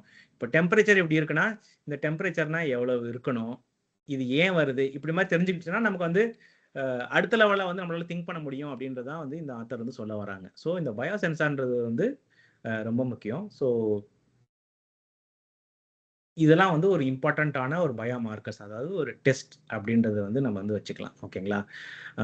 சிம்பிளாக சொல்லணும்னா வந்து இப்போது ஒரு டயபெட்டிஸ் இல்லாட்டி ஒரு ஜென்ரலாக ஒரு செக்கப், ஆனுவல் செக்கப் அப்படின்னு போனோம்னா வந்து இந்த டெஸ்ட்லாம் வந்து எடுத்திருப்பாங்க. இதில் பார்த்தீங்கன்னா இப்போ நிறைய டெஸ்ட், இதில் பார்த்தீங்கன்னா ட்ரைக்ளிசரைட்ஸ், எவ்வளோ வந்து கொலஸ்ட்ரால், ஃபேட், நீங்கள் வந்து கேட்கலாம், சார் நம்ம டயபெட்டிஸ் பற்றி தானே பார்க்க வந்தோம், நீங்கள் ஏன் சார் நீங்கள் ஃபேட்டு கொலஸ்ட்ரால்லாம் பற்றி பேசுகிறீங்க? கொலஸ்ட்ராலாக நான் வந்து ஆயில் கம்மியாக சாப்பிட்டுக்குவேன், எனக்கு அதெல்லாம் பிரச்சனை இல்லை, டயபெட்டிஸ் மட்டும்தான் அப்படின்னா வந்து இது வந்து ரொம்ப இன்டர்ரிலேட்டட். ஸோ அதை பற்றி தான், அதனால தான் வந்து இந்த டெஸ்ட்லாம் வந்து எக்ஸ்பிளிசிட்டாக வந்து சொல்லியிருக்கோம். இது எல்லாமே வந்து சிம்பிளாக சொல்லணும்னா இது வந்து directly and indirectly leads to the diabetes. அதை பற்றி நம்ம சொல்லக்கூடிய விஷயங்கள். ஓகேங்களா? இதை எப்படி நம்ம படிக்கணும் அப்படின்றது வந்து நான் கொஞ்சம் இதை பற்றி நான் இந்த புக்கில் சொல்லியிருக்கிறது வந்து நான் உங்களுக்கு எக்ஸ்பிளைன் பண்ணுறேன். ஸோ இதில் ஹெட்டிங் பார்த்தீங்கன்னா இது என்ன மாதிரி டெஸ்ட்டு, இதோட ப்ரீஃப் டிஸ்கிரிப்ஷன் கொடுத்துருக்கேன், டீட்டெயில்ஸ் அதை பற்றி. நார்மல் ரேஞ்ச் அப்படின்றது வந்து இப்போ இன்னைக்கு நீங்கள் உங்களோட பிளட் டெஸ்ட் ரிப்போர்ட் எடுத்து பார்த்தீங்கன்னா அதில் வந்து ரேஞ்சு கொடுத்துருப்பாங்க இல்லையா, இதுலேருந்து இந்த ரேஞ்ச் இருக்கணும், இது வந்து லோ, மைல்டு, மீடியம் அப்படின்றது, இதுதான் வந்து நார்மல் ரேஞ்சுன்னு நான் சொல்கிறேன். இந்த புக்கில் ரெக்கமெண்ட் பண்ண ரேஞ்ச் வந்து இந்த ஒரு ஆப்டிமல் புக் ரேஞ்சுன்னு சொல்லிட்டு இது ஒரு காலமாக கொடுத்துருக்கேன். அப்புறம் இது வந்து ஆத்தரோட நம்பர்ஸ், அவங்க என்ன நம்பர்னு சொல்லிட்டு இந்த புக்கில் நிறைய வேறு இடத்துல கொடுத்ததை வந்து நான் எடுத்து போட்டிருக்கேன். இது என்னுடைய நம்பர். ஓகேங்களா? இப்போ ட்ரைக்ளிசரைட்ஸ் அப்படின்னா என்ன சார் அப்படின்னா, சிம்பிளாக சொல்லணும்னா உங்கள் செல்லுக்கு வந்து நிறைய குளுக்கோஸ் கொடுத்து நீங்கள் வந்து அதை வந்து டார்ச்சர் பண்ணுறீங்க அப்படின்றத ரெப்ரசன்ட் பண்ணுறது தான் அந்த ட்ரைக்ளிசரைட்ஸ் அப்படின்ற அந்த ஒரு இன்ஃபர்மேஷன் சொல்கிறது. அப்படி ட்ரைக்ளிசரைட்ஸ்னால் ஒன்றும் இல்லை, அது ஒரு டைப் ஆஃப் ப்ரோட்டீன் அப்படின்றாங்க. அதாவது நம்ம லிவர் வந்து எக்ஸஸாக வந்து அளவுக்கு அதிகமாக சுகர் அண்ட் கார்போஹைட்ரேட்ஸ் நம்ம கொடுக்கும்போது அது வந்து என்ன பண்ணுமா, இவ்வளோ எனர்ஜிலாம் எனக்கு இப்போ தேவையில்லை, என்னப்பா நீ 300% நீ வந்து கொடுக்குற, எனக்கு வந்து 1% தான் வேணும், அது 100% தான் வேணும், நீ வந்து 300 to 7,000% நீ வந்து கொடுக்குற, இவ்வளோலாம் எனக்கு தேவை கிடையாது அப்படின்னு சொல்லும்போது என்ன பண்ணுமா, இது ட்ரைக்ளிசரைட் ப்ரோட்டீனாக மாற்றி ஃபேட்டாக வந்து ஸ்டோர் பண்ணுறதுக்கான அது ஒரு ப்ரோட்டீன். இது வந்து அந்த காலத்தில் நம்ம உடம்பு வந்து முன்னாடி சொன்ன மாதிரி நம்ம செல்லாம் எப்போ உருவாச்சுன்னா நம்ம பல கோடி வருடங்களுக்கு முன்னாடிலேருந்தே அந்த என்வரான்மெண்ட் சொன்னேன் இல்லையா, அது பேஸ் பண்ணி உருவாகிருக்கு. அப்போ வந்து நமக்கு எப்படின்னா நம்ம வந்து ஒரு ஹண்டர் கேதரர்ஸாக தான் இருந்திருக்கோம் இல்லைங்களா. அதாவது ஒரு சீசனில் நமக்கு ஃபுட்டு கிடைக்கும், ஒரு சீசனில் நமக்கு ஃபுட்டு கிடைக்கவே கிடைக்காது. அதாவது ஃபார் எக்ஸாம்பிள் வின்டர் சீசன் வச்சுக்கோங்களேன், அப்போ வந்து நிறைய அனிமல்ஸ் வெளியே இருக்காது, நமக்கு நிறைய செடிகள்லாம் நமக்கு கிடைக்காது, அந்த மாதிரி டைமில் ஃபுட் ரொம்ப கம்மியாக இருக்கும். அப்போ நல்லா கிடைக்கிற டைமில் நிறைய சாப்பிட்டுக்கிட்டோம்னா அது வந்து ஃபேட்டாக ஸ்டோர் ஆகிக்கும். அப்போ உணவு கிடைக்காத டைமில் இந்த ஃபேட்டை வந்து கரைச்சி இது வந்து தேவையான எனர்ஜியை வந்து அந்த இடத்துல இருந்து எடுத்துக்கும். இந்த ஒரு சைக்கிள் வந்து அந்த காலத்தில் வந்து நடந்திருக்கு. இதுக்காக இயற்கையாக உருவாக்கப்பட்டது தான் வந்து இந்த எக்ஸ்ட்ரா எனர்ஜியை வந்து இந்த ஒரு ட்ரைக்ளிசரைட்ஸ் அப்படின்ற அந்த ஒரு புரோட்டீன் மாலிகுல் அது வந்து ஃபேட்டாக கன்வெர்ட் பண்ணுற அந்த ஒரு மெக்கானிசம் வந்து இருக்குது. ஓகேங்களா? இது வந்து அதிகமாக இருந்துச்சுன்னா வந்து இது ஏன் எப்படி நடக்குது அப்படின்னா வந்து நம்ம அளவுக்கு அதிகமாக அந்த எனர்ஜி கொடுக்குறது, குளுக்கோஸ் நிறைய நம்ம உடம்புல கொடுக்குறது, இது ரொம்ப அதிகமாக இருந்துச்சுன்னா நமக்கு வந்து அந்த கார்டியோவாஸ்குலர் அதாவது இதய சம்பந்தப்பட்ட நோய் கண்டிப்பாக வரதுக்கான வாய்ப்புகள் அதிகம் அப்படின்றாங்க. இன்னொரு வந்து பார்த்தீங்கன்னா இப்போ ஏன் இந்த ரேஞ்ச் 2 ரேஞ்சு கொடுத்துருக்கேன் அப்படின்றதுக்கு ஒரு நிறைய ஒவ்வொன்றுக்குமே எக்ஸாம்பிள் கொடுத்துருக்காங்க. இந்த புக்கில் ஆத்தர் கொடுத்துருக்காங்க. நான் ஒரு உங்களுக்கு வந்து ஒரு எக்ஸாம்பிள் கொடுத்துருக்கேன் பாருங்க. ஒரு பெர்சனுக்கு வந்து 110 mg ட்ரைக்ளிசரைட் இருக்குன்னு பிளட் டெஸ்ட் ரிப்போர்ட்ல வந்திருக்குன்னு வச்சுக்கோங்களேன். இன்னொருத்தருக்கு வந்து 80 தான் இருக்குது. இது ரெண்டுமே பார்த்தீங்கன்னா இந்த நார்மல் ரேஞ்சோட கம்மியாக இருக்குது. இப்போ டாக்டர் பார்த்துட்டு என்ன சொல்லுவாங்க, ஓகே நீ 150க்கு கம்மியாக தான் இருக்கிற, ஓகே பெர்சன் 1 நீயும் ஒன்றும் பிரச்சனை கிடையாது, பெர்சன் 2 நீயும் பிரச்சனை கிடையாது அப்படின்றாங்க. ஆனால் இந்த 110 இருக்கிற ஒரு பெர்சனுக்கு வந்து இந்த பெர்சன் 2 கம்பேர் பண்ணும்போது பார்த்தீங்கன்னா 50% அவங்களுக்கு வந்து இதநோய் வர்றதுக்கான வாய்ப்புகள் அதிகம் அப்படின்றாங்க. அதாவது ரிசர்ச் படி, அதாவது இந்த நம்பர் டிஃபரன்ஸ் இது வந்து இவன் நார்மல் ரேஞ்ச் வந்து ரொம்ப இது எப்படி எடுத்துக்கலாம்னா ரொம்ப வெரி கன்சர்வேட்டிவா ரொம்ப அதிகமான ரேஞ்சாக கொடுத்துருக்காங்க அப்படின்றது தான் வந்து இந்த ஆத்தர் சொல்ல வருது. ஸோ பெஸ்ட் என்ன சொல்றாங்கன்னா 80 கம்மியாக இருக்கணும், இது இருந்துச்சுன்னா தான் வந்து இது வந்து you are in safe zone அப்படின்றது தான் இந்த ஆத்தர் சொல்ல வர இந்த ரேஞ்ச். ஸோ மெயினாக இந்த எல்லா டெஸ்ட் ரிப்போர்ட்லையுமே இந்த ஆத்தர் கொடுத்த ரேஞ்சை வந்து நம்ம வந்து ஃபாலோ பண்ணணும் அப்படின்றது வந்து நான் வந்து இதை நம்புகிறேன். நீங்கள் ஃபாலோ பண்ணிங்கன்னா நல்லாயிருக்கும். ஆல்வேஸ் நம்ம கன்சர்வேட்டிவாக இருக்கிறது எப்பயுமே நல்லது இல்லைங்களா நமக்கு. ஸோ அதுதான். அடுத்தது பார்த்தீங்கன்னா HDL சொல்கிறது ஹை டென்சிட்டி லிப்போப்ரோட்டீன் அப்படின்றது. இது பார்த்தீங்கன்னா நம்ம இந்த கொலஸ்ட்ரால் பற்றி பேசும்போது சொல்லியிருப்பாங்க சில, இது நல்ல கொலஸ்ட்ரால் கெட்ட கொலஸ்ட்ரால் அப்படின்ற மாதிரி சொல்லியிருப்பாங்க. இந்த HDLன்றது வந்து ஒரு நல்ல கொலஸ்ட்ரால்ன்றது. இது என்னென்னா இந்த டைப் ஆஃப் ப்ரோட்டீன் வந்து என்னென்னா நம்ம இருக்கிற ஃபேட்டை வந்து லிவர் கொண்டு போயிட்டு வெளியேற்றுறதுக்கான அந்த மாதிரி ப்ரோட்டீன். இது நிறைய இருந்துச்சுன்னா நல்லது, அதாவது நம்ம உடம்புல இருக்கிற ஃபேட்ல நிறைய எடுத்துகிட்டு போய் டிஸ்கார்ட் பண்ணுது அப்படின்ற அர்த்தம். இது வந்து ரொம்ப கம்மியாகவும் இருக்கக்கூடாது, ரொம்ப அதிகமாக இருக்கக்கூடாது, 50 to 90 இருக்கணும் அப்படின்னு சொல்ல வராங்க. ஓகேங்களா? அதே மாதிரி ஃபாஸ்டிங் குளுக்கோஸ், இதுதான் நம்ம ஜென்ரலாக டயபெட்டிஸ் அப்படின்னா வந்து டக்குன்னு நம்ம எடுக்கிறது இந்த பிளட் சுகர் லெவல், அந்த ஃபாஸ்டிங் குளுக்கோஸ்ன்றது. அதாவது நைட்டு சாப்பிட்டு தூங்கிட்டு ஒரு 8 மணி நேரம் கழிச்சு நம்ம காலையில் ஒரு பிளட் டெஸ்ட் எடுப்போம் இல்லைங்களா, அந்த டெஸ்ட்டு நார்மல் ரேஞ்ச் வந்து 100 கம்மியாக இருக்கணும் அப்படின்றது. இந்த ஆத்தர் சொல்கிறது வந்து 70 to 85 இருக்கணும், இதுதான் வந்து நல்லது அப்படின்னு இந்த ஆத்தர் சொல்கிறது. அதே மாதிரி பிளட் ப்ரெஷர், ஏன் பிளட் ப்ரெஷருக்கும் இதுக்கும் அப்படின்னு பார்த்தீங்கன்னா எல்லாமே இன்டர்ரிலேட்டட். சொன்ன மாதிரி என்ன சொல்கிறாங்கன்னா, இந்த இன்சுலின் ரெசிஸ்டன்ஸ் இருந்துச்சுன்னா என்ன ஆகும்னா, இந்த இன்சுலின் தான் வந்து நைட்ரிக் ஆக்சைடை வந்து இன்டியூஸ் பண்ணுமா, கிரியேட் பண்ணுமா. இந்த நைட்ரிக் ஆக்சைடு தான் வந்து நம்ம பிளட் வெசல்ஸ்லாம் டைலேட் பண்ணுறதுக்கு. ஓகேங்களா, இப்போ இந்த டயபெட்டிஸ் ப்ராப்ளம் இருக்கிறவங்களுக்கு வந்து இந்த இன்சுலின் ரெசிஸ்டன்ஸ் வந்துருது இல்லைங்களா, இந்த இன்சுலின் ரெசிஸ்டன்ஸ் இருந்துச்சுன்னா என்ன ஆகும்னா, அந்த பிளட் வெசல் டைலேட் ஆகிறது கம்மியாயிரும்.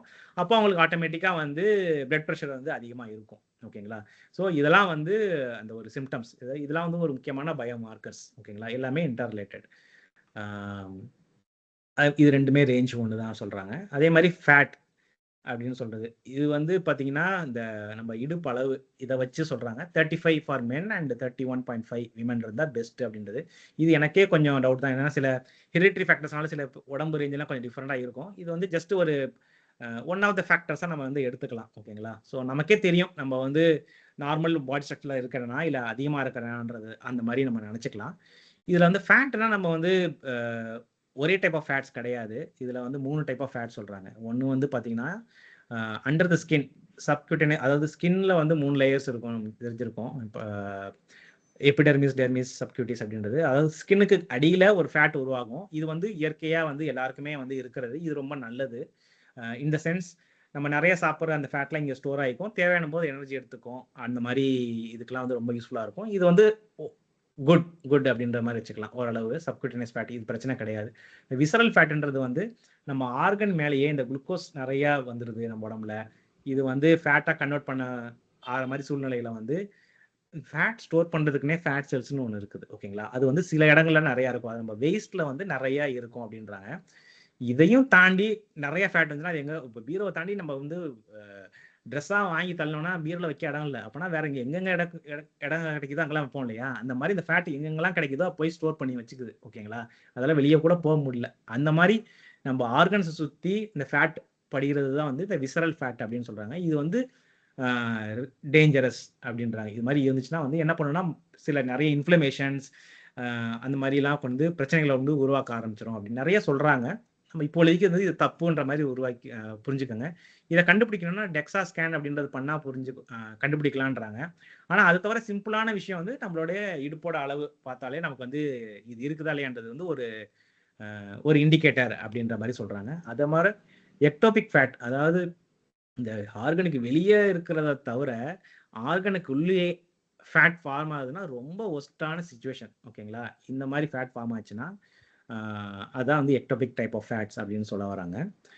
அடுத்தது வந்து பார்த்தீங்கன்னா இந்த நம்ம 2 பார்த்தோம், ட்ரைக்ளிசரைட் அண்ட் HDL. இது ரெண்டையும் ஒரு ரேஷியோ போட்டு சிம்பிளாக சொல்கிறாங்க. இது வந்து இந்த 1லேருந்து 1.5க்குள்ளே இருக்கணும், இருந்துச்சுன்னா வந்து ஓகே யூ ஆர் குட் அப்படின்ற மாதிரி நினச்சிக்கலாம். இல்லை அப்படின்னா வந்து ஏதோ பிரச்சனை இருக்குது அப்படின்ற மாதிரி இந்த ஆத்தர் வந்து சொல்கிறாங்க. ஓகேங்களா, ஸோ இதெல்லாம் வந்து நம்ம நார்மலாக இருக்கிற பிளட் டெஸ்ட் ரிப்போர்ட்டில் இதுதான் இது கூட மீனிங். ஓகேங்களா, இப்போ ட்ரைக்ளிசரைட்ஸ் இதெல்லாம் வந்து இப்போது உங்களுக்கு ஒரு ஐடியா கிடைச்சிருக்கும். எல்லாமே வந்து இந்த குளுக்கோஸ் அண்ட் இன்சுலின் ரிலேட்டடாக எல்லாமே வந்து நடக்கிறது. நிறையா நீங்கள் குளுக்கோஸ் இருந்துச்சுன்னா அது வந்து ஃபேட்டாக கன்வெர்ட் ஆகி அது அந்த ஃபேட் தான் இது. ஸோ ஒருத்தங்களுக்கு நிறைய கொலஸ்ட்ரால் இருக்குது அப்படின்னு காட்டுச்சுன்னா it does not only means அவங்க நிறைய கொலஸ்ட்ரால் மட்டுமே எடுத்துக்கிறாங்கன்றது அவசியம் கிடையாது. நீங்கள் கொலஸ்ட்ராலை ரொம்ப ரெஸ்ட்ரிக்ட் பண்ணிவிட்டு நீங்கள் நிறைய சுகர் அண்ட் கார்போஹைட்ரேட்ஸ் சாப்பிட்டுட்டு அந்த நம்ம முன்னாடி பார்த்தோம் இல்லையா, அந்த செல் மெட்டாபாலிசம் இம்பேக்ட் பண்ணுற மாதிரியே விஷயங்கள் நிறைய ஃபேக்டர்ஸ் நீங்கள் பண்ணோம்னா ஆட்டோமேட்டிக்காக உடம்புல வந்து எல்லாமே செக்ஸ் அண்ட் பேலன்சஸ் இருக்குது. அது என்ன பண்ணணும்னா எனர்ஜியை வந்து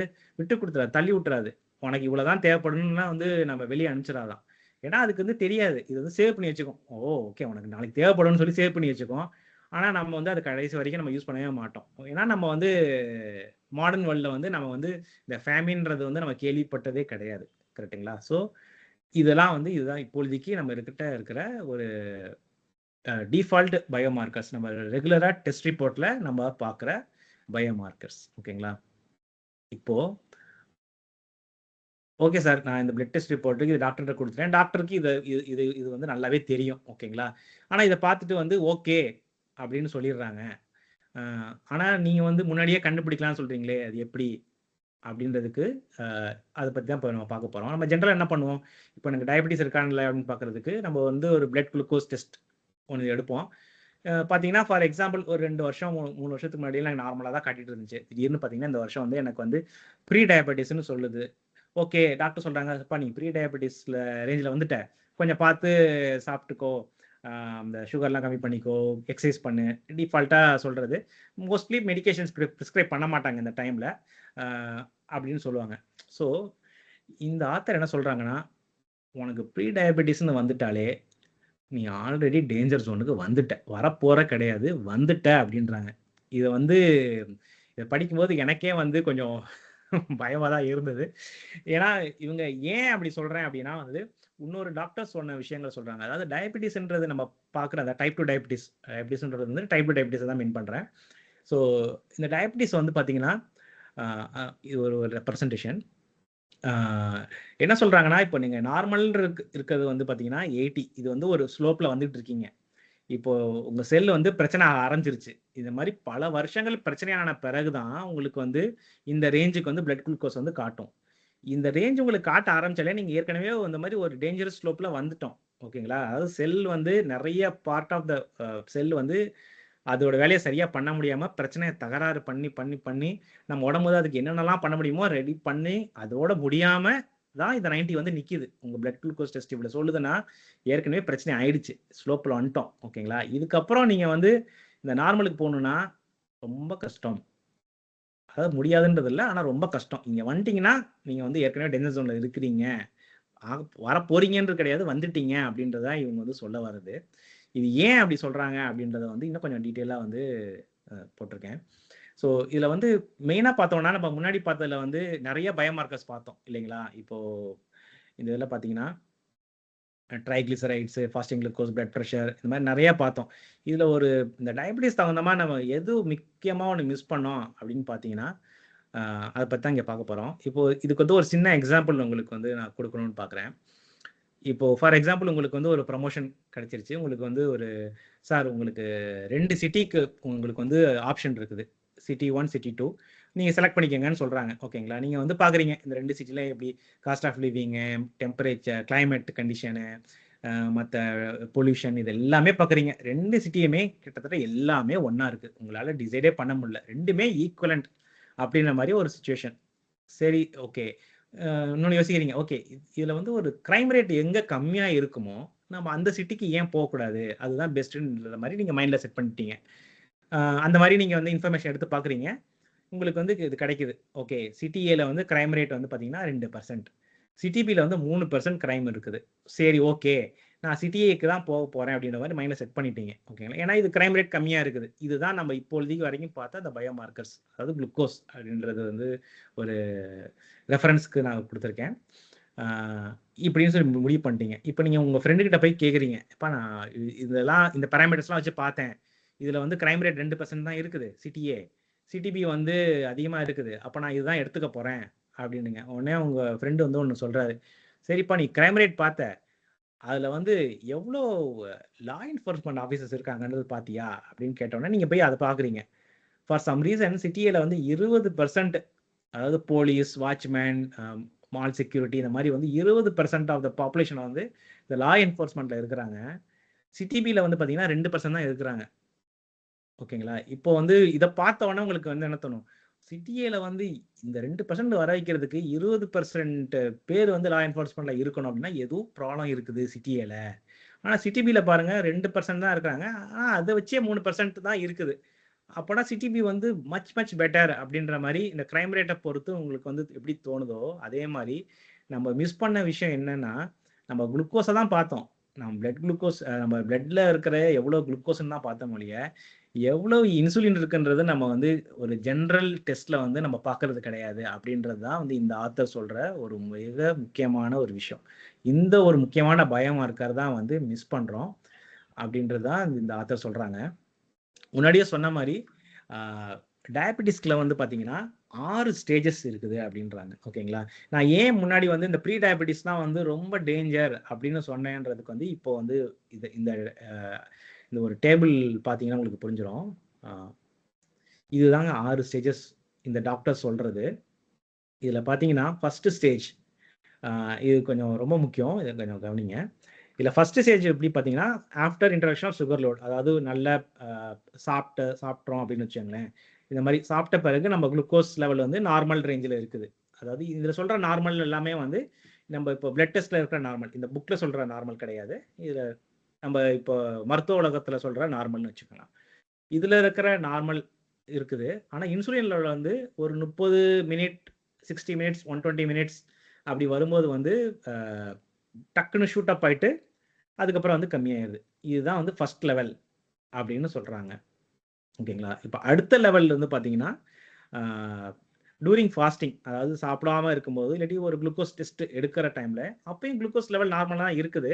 ஆனால் இன்சுலின் லெவல் வந்து அதிகமாக, அதாவது பார்த்தீங்கன்னா ஒரு 5 தான் இருக்கணும்னு வச்சுக்கோங்களேன். ஆனால் 10 வந்துடுது, ஜாஸ்தி ஆகுது. இது செகண்ட் லெவல். தேர்ட் லெவல் வந்து பார்த்தீங்கன்னா நல்லா சாப்பிட்ட பிறகு எடுக்கிற டெஸ்ட்டு குளுக்கோஸ் லெவலும் ஜாஸ்தி ஆகிடுது, 110 மேலே போயிடுச்சு. ஓகேங்களா? அதாவது 100 தான் இருக்கணும் அஸ் பர் இது ரேஞ்சு, 110 ஆயிடுச்சு. இன்சுலினும் ஜாஸ்தி ஆயிடுச்சு. ஓகேங்களா? இது தேர்ட் லெவல். ஃபோர்த் லெவல் வந்து ஃபாஸ்டிங், அதாவது நான் சாப்பிடாம இருக்கிறேன், சாப்பிடாம காலையில் வந்து எழுந்திரிச்ச உடனே எடுக்கிற பிளட் டெஸ்ட்.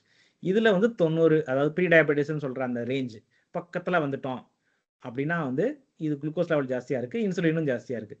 இங்கே தான் வந்து நம்ம பிளட் டெஸ்ட் ரிப்போர்ட் வந்து நம்ம காட்டுது உங்களுக்கு ப்ரீ டயபெட்டிஸ்ன்னு சொல்கிறது வந்து ஃபோர்த்து. இந்த ஆத்தர் என்ன சொல்கிறாங்கன்னா, நீங்கள் ப்ரீ டயபெட்டிஸ்ன்னு வரும்போது நீங்கள் ஸ்டேஜ் 4ல் இருக்கிறீங்க. ஓகேங்களா? அதாவது ஏற்கனவே இவ்வளோ ஸ்டேஜை தாண்டி வந்துட்டோம், இவ்வளோ டேமேஜ் ஆயிடுச்சு. ஓகேங்களா? ஸோ இதுக்கப்புறம் நீங்கள் வந்து இது பேக் நார்மல் போகணும்னா இவ்வளோ இதை தாண்டி தான் நீங்கள் போகணும்.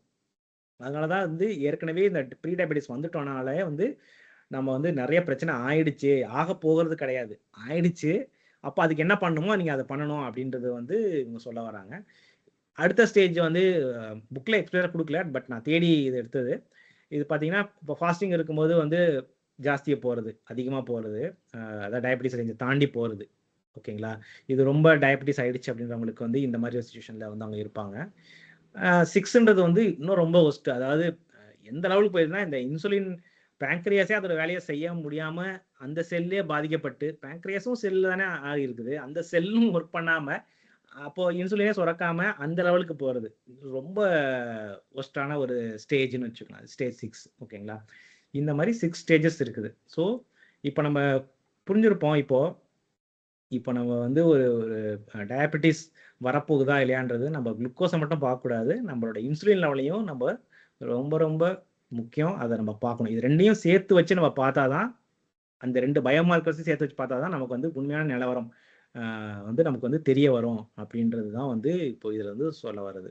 ஸோ இந்த ஆத்தர் வந்து அடுத்து என்ன ரெக்கமெண்ட் பண்ணுறாங்கன்னா, இந்த அடிஷ்னல் பயோமார்க்கர்ஸை வந்து நீங்கள் வந்து எடுத்துக்கங்க அப்படின்றாங்க. ஸோ மெயினாக வந்து பார்த்தீங்கன்னா டு ஸ்டார்ட் வித் இந்த ஹோமா ஐஆர் அப்படின்றது தான் வந்து ஒரு முக்கியமான ஒரு டெஸ்ட் அப்படின்றாங்க. இதை பற்றி அவங்க வந்து ஒரு 2-3 பேஜுக்கு வந்து இவங்க எழுதிருக்காங்க. ஓகேங்களா? ஏன் முக்கியம்? இப்போ நம்ம வந்து நம்ம அப்ஜெக்டிவ் 1, 2 நம்ம 2 பார்த்தோம் இல்லையா? ஏதாவது இந்த டிஸ்கஷனில் ஃபர்ஸ்ட் அப்ஜெக்டிவ் 1 என்னன்னா, எப்படி 15 வருஷத்துக்கு முன்னாடியே எனக்கு டயபெட்டிஸ் இருக்கான்னு கண்டுபிடிக்கிறது தான் அப்ஜெக்டிவ் 1. அது வந்து அச்சீவ் பண்ணுறதுக்கு மிக முக்கியமான ஒரு டெஸ்ட் வந்து இந்த ஹோமோ ஐஆர். அதாவது அப்படின்னா என்னன்னா, homeostatic model assessment of insulin resistance. அதாவது இன்சுலின் ரெசிஸ்டன்ஸ் நம்ம உடம்புல எவ்வளோ இருக்குன்றது வந்து இந்த ஒரு டெஸ்ட் வந்து நமக்கு வந்து எடுத்து கொடுக்குது அப்படின்றது வந்து சொல்கிறாங்க. இது வந்து இவங்க என்ன சொல்கிறாங்கன்னா, இந்த யூஎஸ்லாம் வந்து பார்த்தீங்கன்னா டாக்டர் வந்து ப்ரிஸ்கிரைப் பண்ணாதான் உங்களுக்கு வந்து ஜென்ரலாகவே டெஸ்ட்லாம் வந்து எடுக்க வந்து அலோவ் பண்ணுவாங்க. ஏன்னா எல்லாமே வந்து இந்த இன்சூரன்ஸோட ரிலேட்டட் இல்லைங்களா? இப்போ நீங்கள் நேராக போனீங்கன்னா உங்களுக்கு ஒரு ரேட் கொடுப்பாங்க. இன்சூரன்ஸ் வழியாக போனால், அதாவது டாக்டர் ப்ரிஸ்கிரைப் பண்ணி போனால் இன்சூரன்ஸ் கவர் பண்ணுவாங்க, கம்மியாகும். ஸோ அங்கே வந்து பார்த்தீங்கன்னா டாக்டர் வந்து எழுதி கொடுத்தா தான் உங்களுக்கு அந்த டெஸ்ட் எடுத்தால் தான் உங்களுக்கு பெனிஃபிஷியல். ஓகேங்களா? அப்போது இவங்க என்ன சொல்கிறாங்கன்னா, நீங்கள் ஜென்ரலாக போய் ஒரு டாக்டர்கிட்ட போய், அதாவது யூஎஸ் டாக்டர்கிட்ட போய் நீங்கள் கேட்டிங்கன்னா அவங்க வந்து, இப்போ உனக்கு எதுக்குப்பா பிளட் ரேஞ்செலாம் கம்மியாக தான் இருக்குது, உனக்கு பிரச்சனை கிடையாதுன்னு சொல்லுவாங்க. அப்படி சொன்னாலும் நீங்கள் விடாதீங்க, எனக்கு இது வேணும்னு சொல்லி அடித்து கேளுங்க அப்படின்னு இந்த ஆத்தர் வந்து சொல்கிறாங்க. இந்த ஆத்தர் வந்து நம்ம சொன்ன மாதிரி இவங்க ஒரு எம்டி டாக்டர். ஓகேங்களா? ஏன் அப்படின்னா இவங்க என்ன சொல்கிறாங்கன்னா, இந்த டெஸ்ட் வந்து நான் வந்து புதுசாக ஒன்றும் கண்டுபிடிக்கல, இது வந்து மெடிக்கல் ஜேர்னலில், அதாவது ஏற்கனவே ரிசர்ச் பண்ணி மெடிக்கல் கம்யூனிட்டிக்கு தெரியும். ஓகேங்களா? என்ன தெரியும்னா, இந்த டெஸ்ட் எடுத்தால் இன்சுலின் ரெசிஸ்டன்ஸ் இவ்வளோ இருக்கும், இது இருந்துச்சுன்னா முன்னாடியே கண்டுபிடிக்க முடியுன்றதெல்லாம் வந்து ஏற்கனவே தெரியும். ஓகேங்களா? நான் வந்து புதுசாக சொல்லலை. ஆனால் இது ஏன் வந்து இது ஒரு ஸ்டாண்டர்ட் டெஸ்ட்டாக இல்லைன்றது வந்து எனக்கு தெரியவே தெரியல அப்படின்றாங்க இந்த ஆத்தர் சொல்கிறது. நான் வந்து முன்னாடி சொன்ன மாதிரி எப்பொருள் யாரவ கேட்பணும் அப்படின்னு சொல்லிட்டு நான் இது பார்த்தோன்னே எனக்கு வந்து தோணுச்சு, இது உண்மையிலேயே இது இப்படி ஒரு மெடிக்கல் ஜேர்னல்ல வந்து சொல்லியிருக்காங்களான்னு சொல்லிட்டு நான் நெட்ல போய் தேடினேன். இப்போ அந்த அப்படி ஒண்ணு இந்த லேண்ட்செட்ன்ற அந்த ஒரு மெடிக்கல் ஜேர்னல்ல வந்து இது இருக்குது. நான் இந்த ப்ரவுன் கலர்ல நான் இது என்னோட லிங்க் நான் போட்டிருக்கேன்.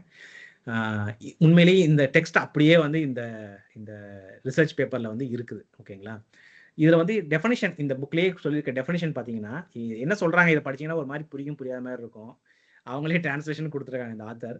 என்னன்னா, you can develop insulin resistance up to 15 years before you can diagnose type 2 diabetes based on testing glucose. உங்க டெஸ்டிங் குளுக்கோஸ் பண்ணி வர அந்த டெஸ்ட் ரிப்போர்ட்டை பார்த்து நீங்க டயக்னைஸ் பண்றதுக்கு 15 வருஷத்துக்கு முன்னாடியே உங்க உடம்பு இன்சுலின் ரெசிஸ்டன்ஸ் வந்து ஸ்டார்ட் ஆகிருக்கும். அதை கண்டுபிடிக்கிறதுக்கு வந்து இந்த ஃபாஸ்டிங் இன்சுலின்ஸை வச்சு நீங்க கண்டுபிடிக்கலாம் அப்படின்னு சொல்றாங்க. இந்த ஃபாஸ்டிங் இன்சுலின்ஸ்க்கு வந்து ஒரு ஸ்டாண்டர்டா வந்து ஒரு ரேஞ்ச் கிடையாது. பட் சில சோர்ஸ்ல வந்து 25 கம்மியா இருக்கணும் அப்படின்ற மாதிரி சொல்லியிருக்காங்க. பட் புக்ல ரெக்கமெண்ட் பண்றது வந்து 2 to 5 ஃபாஸ்டிங் இன்சுலின். அதாவது நம்ம தூங்கிட்டு காலையில எழுந்திரிச்சு எடுக்கும்போது பிளட் டெஸ்ட்ல வந்து 2 to 5 MIU/L இருக்கணும் அப்படின்னு சொல்றாங்க. அதே மாதிரி இந்த ஹோமா ஐஆர்ன்றது ஒரு ரேஷியோ, அதாவது இந்த blood glucose plus fasting insulins இது ரெண்டையும் மேட்ச் பண்ணி வர ரேஷியோன்னு வச்சுக்கோங்க. இது வந்து 2க்கு கம்மியா இருக்கணும். இந்த 2 கம்மியா இருந்துச்சுன்னா you are in safe zone. ஓகேங்களா? இல்ல இந்த 2க்கு மேல இருக்குது அப்படின்னா வந்து உங்களுக்கு வந்து இந்த இன்சுலின் ரெசிஸ்டன்ஸ் வந்து ஸ்டார்ட் ஆயிடுச்சு அப்படின்றது வந்து அர்த்தம் அப்படின்றது சொல்றாங்க. ஸோ இந்த ஆத்தர் வந்து very highly recommended one of the test வந்து இந்த ஹோமோ ஐஆர் டெஸ்ட். ஓகேங்களா? ஸோ இதோட ரேட் பார்த்தீங்கன்னா 780 100,000 வரைக்கும் வந்து நான் நெட்ல பார்க்குறேன். ஸோ இது வந்து ரொம்ப காஸ்ட்லி அப்படிலாம் கிடையாது. இது வந்து நம்ம இந்தியாவில் வந்து நம்ம வந்து டாக்டர் ப்ரிஸ்கிரைப் பண்ணி தான் வாங்கணும்லாம் கிடையாது. நம்ம வந்து இந்த டெஸ்ட் வேணும் அப்படின்னு சொன்னால் அவங்க அழகாக நம்ம எடுத்து கொடுத்துட்றாங்க. நம்ம இதை வந்து நம்ம பார்த்துக்கலாம். நம்ம இதை எடுத்துகிட்டு போய் டாக்டர்கிட்ட போட்டு நம்ம கூட கன்சல்ட் பண்ணிக்கலாம். ஆனால் அவங்க என்ன சொல்கிறாங்கன்னா, இப்போது உங்களுடைய கரண்ட் ஸ்டேட், உங்களுடைய செல் மெட்டாபாலிசம் எப்படி ஒர்க் ஆகுது, டயபெட்டிஸ் வர்றதுக்கான ரிஸ்க் ஃபேக்டர்ஸ் இது எல்லாமே வந்து இது வந்து அழகாக இது எடுத்து கொடுத்துரும். இது வந்து எடுங்க அப்படின்னு ஹைலி ரெக்கமெண்டட். ஸோ இது ஒன் ஆஃப் த மார்க்கர்ஸ். இதுக்கு அடுத்து நிறைய மார்க்கர்ஸ் வந்து இவங்க சொல்கிறாங்க. குயிக்காக நான் சொல்லிட்டு போகிறேன். இப்போ HSCRP அப்படின்றது வந்து லிவரில் வந்து கிரியேட் பண்ணுற ப்ரோட்டீன். இதுவுமே வந்து அந்த செல் மெட்டாபாலிசம் பிரச்சனையினால வர ஒரு இது முக்கியமானது. இதனால இது வந்து வந்துச்சுன்னா இந்த மாதிரி பிரச்சனைகள்லாம் நிறைய வரும். நிறைய ஒரு பெரிய லிஸ்ட்டே கொடுத்துருக்காங்க. ஓகேங்களா?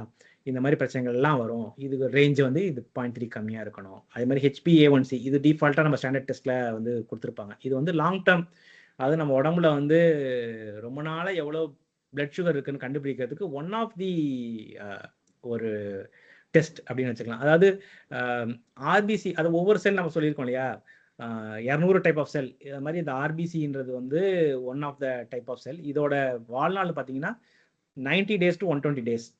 இங்கே என்ன சொல்கிறாங்கன்னா, ஒரு பிளட்ல இந்த ஆர்பிசி வந்து ஒரு 120 நாள் வசிக்கக்கூடிய ஒரு செல் இருக்குது. இதில் நிறைய குளுக்கோஸ் இருக்குது. இப்போ இந்த குளுக்கோஸ் வந்து என்ன பண்ணுவோம்னா, நிறையா இருந்துச்சுன்னா இந்த ரெட் பிளட் செல்லோட வந்து ஜாயின் ஆகி இது வந்து கிளைகேஷன்ற அந்த ஃபார்மேட் அந்த மாதிரி ஒரு ப்ராசஸ் நடக்கும். அதுதான் இந்த HbA1c டெஸ்ட் வந்து நமக்கு சொல்லும். ஸோ இதை வச்சு ஒரு ப்ராபபிலிட்டி உங்கள் உடம்புல வந்து இவ்வளோ இருக்குன்னா நீங்கள் ஒரு 3 மாதமாகவே ஒரு லாங் டேர்மாகவே உங்களுக்கு வந்து சுகர் இருக்குது அப்படின்றது வந்து காட்டுறதுக்கான ஒன் ஆஃப் த டெஸ்ட்டு. ஆனால் இது தனியாக இதை வச்சுமே சொல்ல முடியாது. ஏன்னா நிறைய ஃபேக்டர்ஸ், அதாவது ஹெரிடிட்ரி, என்வரான்மெண்ட் ஃபேக்டர்ஸ்னால இது மாறும். ஆனால் இது ஒன் ஆஃப் த ஃபேக்டர்ஸாக எடுத்துக்கங்க அப்படின்னு சொல்கிறாங்க. இது ஒன் ஆஃப் தி முக்கியமான டெஸ்ட் ஃபார் குளுக்கோஸ். அப்புறம் யூரிக் ஆசிட். இது வந்து நிறைய நம்ம வந்து ஃப்ருக்டோஸ் டைப் ஆஃப் ஃபுட்ஸ் நிறைய சாப்பிட்டோம்னா, இல்லாட்டி ரெட் மீட், சீ ஃபுட் இதெல்லாம் சாப்பிடும்போது இதை உடைக்கும் போது கிடைக்கிற ஒரு பை ப்ராடக்ட் யூரிக் ஆசிட் நிறைய வந்துச்சுன்னா நமக்கு இந்த ஜாயிண்ட் பெயின் இந்த மாதிரி இதெல்லாம் நிறைய வந்து இந்த யூரிக் ஆசிட்னால வரும். அது அப்படின்றாங்க. இது வந்து இந்த ரேஞ்ச் மென் அண்ட் விமனுக்கு. அதே மாதிரி லிவர் வந்து ரொம்ப முக்கியம். எதுக்கு நம்ம லிவர் பார்க்கணும் அப்படின்னா, இப்போ நம்ம இன்சுலினோட இம்பார்ட்டன்ஸ் நம்ம ரொம்ப அதிகமாகவே நம்ம பார்த்துட்டோம். இந்த இன்சுலின் வந்து பேங்க்ரியாஸ்லேருந்து டேரெக்டாக நம்ம பிளட்லாம் வராது தான். இது வந்து பேங்க்ரியாஸ் வந்து இன்சுலின் வந்து நம்ம லிவருக்குள்ளே வந்து போர்ட்டல் வெயின்ற வழியாக உள்ளே போயிட்டு அதுக்கப்புறம் தான் வந்து நம்ம சர்க்குலேட் ஆகுது. அப்போ இந்த லிவர் ஒர்க் பண்ணலன்னா அப்போ இன்சுலின் ப்ராப்ளம் எல்லாமே வந்து நடக்க ஆரம்பிச்சிடும். ஸோ இந்த லிவரோட இந்த ஹெல்த்தி கண்டிஷன் பார்க்கறதுக்கு இந்தந்த ஃபேக்டர்ஸ் இதை பற்றி டீட்டெயிலாக கொடுத்துருக்காங்க. நம்ம டிஸ்கஷனுக்கு சம்மரி சொல்கிறதுனால நம்ம வந்து ஜஸ்ட் ஹைலைட் பண்ணியிருக்கேன். பட் இது என்ன, ஏஎஸ்டினா என்ன, ஏஎல்டினா என்ன அப்படின்றது, ஜிஜிடினா என்ன அப்படிலாம் டீட்டெயிலாக அந்த புக்கில் கொடுத்துருக்காங்க. உங்களுக்கு இன்ட்ரெஸ்ட் இருந்துச்சுன்னா தயவுசெய்து அந்த புக்கில் படிச்சிங்கன்னா உங்களுக்கு நிறைய இன்ஃபர்மேஷன் வந்து உங்களுக்கு கிடைக்கும், ரொம்ப யூஸ்ஃபுல்லான இன்ஃபர்மேஷன்ஸ். ஸோ சிம்பிளாக சொல்லணும்னா இதெல்லாம் வந்து இந்த ரேஞ்சுக்குள்ளே இருந்துச்சுன்னா லிவர் வந்து ஓகே நல்லா ஒர்க் பண்ணுதுன்ற மாதிரி ஒன் ஆஃப் தி ஃபேக்டர்ஸ். அதே மாதிரி விட்டமின் டி நமக்கு எல்லாருமே தெரியும், கால்சியம் அப்சார்ப் பண்ணுறதுக்கு ரொம்ப தேவையான ஒரு விஷயம். அது மட்டும் கிடையாது, இந்த கால்சியம் வந்து இந்த இன்சுலின் ஆக்டிவேட் பண்ணுறதுக்கு நம்ம உடம்புல நிறைய நியூரோ டிரான்ஸ்மிஷன்ஸ் நடக்கிறதுக்கான அந்த விஷயங்கள், நிறைய ஆன்டிபாடிஸ், இது எல்லாத்துக்குமே அது ட்ரிகரிங் பாயிண்ட் வந்து இந்த கால்சியம். இந்த விட்டமின் டி வந்து இதுதான் வந்து ரொம்ப முக்கியமான ஒரு விஷயம் அப்படின்னு சொல்ல வராங்க. ஸோ அது வந்து ஜாஸ்தியாக இருக்கணும். இது இல்லைனாலும் இந்த நிறைய பிரச்சனைகள் வரும். ஸோ இதெல்லாம் வந்து additional biomarkers that we need to see, and we have to see where we are in the current state அப்படின்றது வந்து இந்த ஆத்தர் வந்து சொல்ல வராங்க. ஓகேங்களா? ஸோ இதோட வந்து இப்போ இந்த அப்ஜெக்டிவ் 1, அதாவது எப்படி வந்து நான் வந்து டயபெட்டிஸ் ரிஸ்கில் இருக்கிறேன்னா இல்லை எந்த ஸ்டேஜ் ஆஃப் ரிஸ்கில் இருக்கிறேன் அப்படின்றது தெரிஞ்சுக்கிறதுக்கு இப்போ இந்த பயோமார்க்கர்ஸ்லாம் நம்ம அதை பார்த்தாலே நமக்கு வந்து தெரிஞ்சிடும் அப்படின்றது தான் சொல்ல வராங்க. இப்போ வந்து நம்ம எல்லாமே பார்த்துட்டோம். இப்போ இந்த செல் வந்து எவ்வளவு பிரச்சனைகள் வந்து உருவாகி இருக்குது. இப்போ நம்ம செல் மெட்டாபாலிசம் பிரச்சனைனால தான் வந்து நமக்கு எல்லாமே நடக்குது அப்படின்றது. இதை பற்றி வந்து ஒரு நிறைய சாப்டர்ஸ் கொடுத்துருக்காங்க. இதில் மெயினாக வந்து நான் வந்து ஒரு மாதிரி ஆர்கனைஸ் பண்ணி சிம்பிளிஃபைடாக வந்து நான் இந்த ஸ்லைட்ஸில் வந்து கொடுத்துருக்கேன். இது இன்னொரு ஸ்லைடு ஒன்று இருக்குது, அவ்வளோதான். மெயினானது வந்து நான் முன்னாடியே ஸ்ட்ரெஸ் பண்ண மாதிரி இந்த க்ரானிக் ஓவர் நியூட்ரிஷன், இதுதான் வந்து one of the main factors. இதை நம்ம அட்டாக் பண்ணியே ஆகணும். இதுக்கு வந்து பார்த்தீங்கன்னா 3 குவான்டிட்டி, குவாலிட்டி அண்ட் கன்சிஸ்டன்சி. ஓகேங்களா? குவான்டிட்டி நம்ம வந்து எவ்வளவு சாப்பிட்றோம் அப்படின்றது ரொம்ப ரொம்ப முக்கியம். இதில் வந்து நான் வந்து என்னோட டிப் அப்படின்னு அது இந்த புக்கில் சில இடங்களில் சொன்னது வந்து பார்த்தீங்கன்னா ஒரு மெஷர்மெண்ட், அதாவது ஒரு 3 size of bowl, same size எடுத்துக்கோங்க. ஒரு 250 ml இல்லாட்டி உங்களுக்கு தேவையான அளவு பெரிய சைஸ் சின்ன சைஸ் எடுத்துக்கோங்க. 2 பவுலில் வந்து ஃபுல்லாக vegetable, it could be any vegetable வச்சுக்கோங்க. இன்னொரு பவுலில் வந்து ஃபுல்லாக ரைஸ் வச்சுக்கோங்க. இதை வந்து சாப்பிடுங்க. இந்த குவான்டிட்டி வந்து ஸ்டார்ட் பண்ணுங்க அப்படின்றது வந்து one of the recommendation for quantity control. ஓகேங்களா? இது ஏன் அப்படின்னா இப்போ இந்த வெஜிடபிள்ஸ் வந்து இது சாப்பிட்டாலே நமக்கு வந்து அந்த ஃபில்லிங் சென்ஸ் வந்து வர ஆரம்பிக்கும். இனிஷியலாக வந்து நம்மளுடைய பழக்க வழக்கத்தினால நம்மளால வந்து என்ன சொல்றது, ரைஸ் தான் நம்ம அதிகமாக, அதாவது ஃபார் எக்ஸாம்பிள் நம்ம 2 பவுல் ரைஸ் சாப்பிடுவோம், மேபி அரை இல்லாட்டி ஒரு 3/4 கப்பு தான் வந்து நம்ம வந்து வெஜிடபிள்ஸ்ன்றதை நம்ம வந்து எடுத்துக்குவோம். இந்த மாதிரி தான் நான் ஒரு ஜென்ரலாக சொல்கிறேன்னு, அப்படி தான் நம்ம எடுத்துக்குவோம். பட் ஆனால் மெயினானது வந்து நமக்கு தேவையான நியூட்ரியன்ஸ், ஃபைபர்ஸ், இது எல்லாமே வந்து நிறைய வெஜிடபிள்ஸ் தான் இருக்குன்றது உங்களுக்கே தெரியும். ஓகேங்களா? ஸோ ஸ்டார்ட் வித் அப்படின்னு பார்த்தீங்கன்னா இந்த மாதிரி ஒரு அரேஞ்ச்மெண்ட் வச்சுக்கிட்டோன்னா நம்ம டிஃபால்ட்டாக வந்து நம்ம மைண்ட் வந்து செட் ஆயிரும், நமக்கும் வந்து ஃபுல்ஃபில்லாக இருக்கும் குவான்டிட்டி. ஓகேங்களா? ஸோ இந்த மாதிரி வந்து ட்ரை பண்ணலாம். அடுத்தது வந்து குவாலிட்டி, இது ரொம்ப முக்கியம். இந்த புக்கில் வந்து ஸ்டார்டிங்லேருந்து எண்டு வரைக்கும் ஒரு விஷயம் திரும்ப திரும்ப சொல்கிறாங்க அப்படின்னா, இந்த அன்ப்ராசஸ்டு ஃபுட்டு தான் சாப்பிடணும். அந்த அல்ட்ரா ப்ராசஸ்டு ஃபுட்டுன்னு சொல்கிற அந்த பாக்கெட்டில் அடைச்சி விற்கிற விஷயங்கள் அறவே தவிர்த்துருங்க. அதை பற்றி அதில் என்னென்னலாம் நடக்குதுன்றது வந்து சொல்லியிருக்காங்க. அதெல்லாம் படித்தோன்னா நம்ம வந்து கடையில் போய் சிப்ஸ் பாக்கெட் வாங்கி சாப்பிடவே மாட்டோம். இந்த புக்கு படித்தோன்னா அவ்வளோ டீட்டெயிலாக சொல்லியிருக்கிறாங்க, புரிகிற மாதிரி, ஒரு சாதாரண மக்கள் புரிகிற மாதிரி. மெயினாக முடிஞ்ச வரைக்கும் ஆர்கானிக்காக வளர்ந்த ஃபுட்டு, நியூட்ரியன் ரிச் ஃபுட்ஸு, இதுக்கெல்லாம் தனி செக்ஷன்ஸே வச்சுருக்குறாங்க. நான் அதுக்குள்ளெல்லாம் போகலை, நம்ம அப்படியே ரொம்ப பெரிய செக்ஷன் ஆயிரும்ன்றது. தனி ஒரு செக்ஷனே வச்சு இது என்னென்னலாம் டைப் ஆஃப் ஃபுட்டு, ஒவ்வொரு விட்டமினுக்கு, ஒவ்வொரு நியூட்ரியன்ட், ப்ரோட்டீனுக்கு, இதுக்கெல்லாம் என்னென்ன ஃபுட்டுலாம் சாப்பிட்லாம் அப்படின்னு சொல்லிட்டு அவ்வளோ அருமையாக டேபிளர் காலம் போட்டு சூப்பராக கொடுத்துருக்காங்க.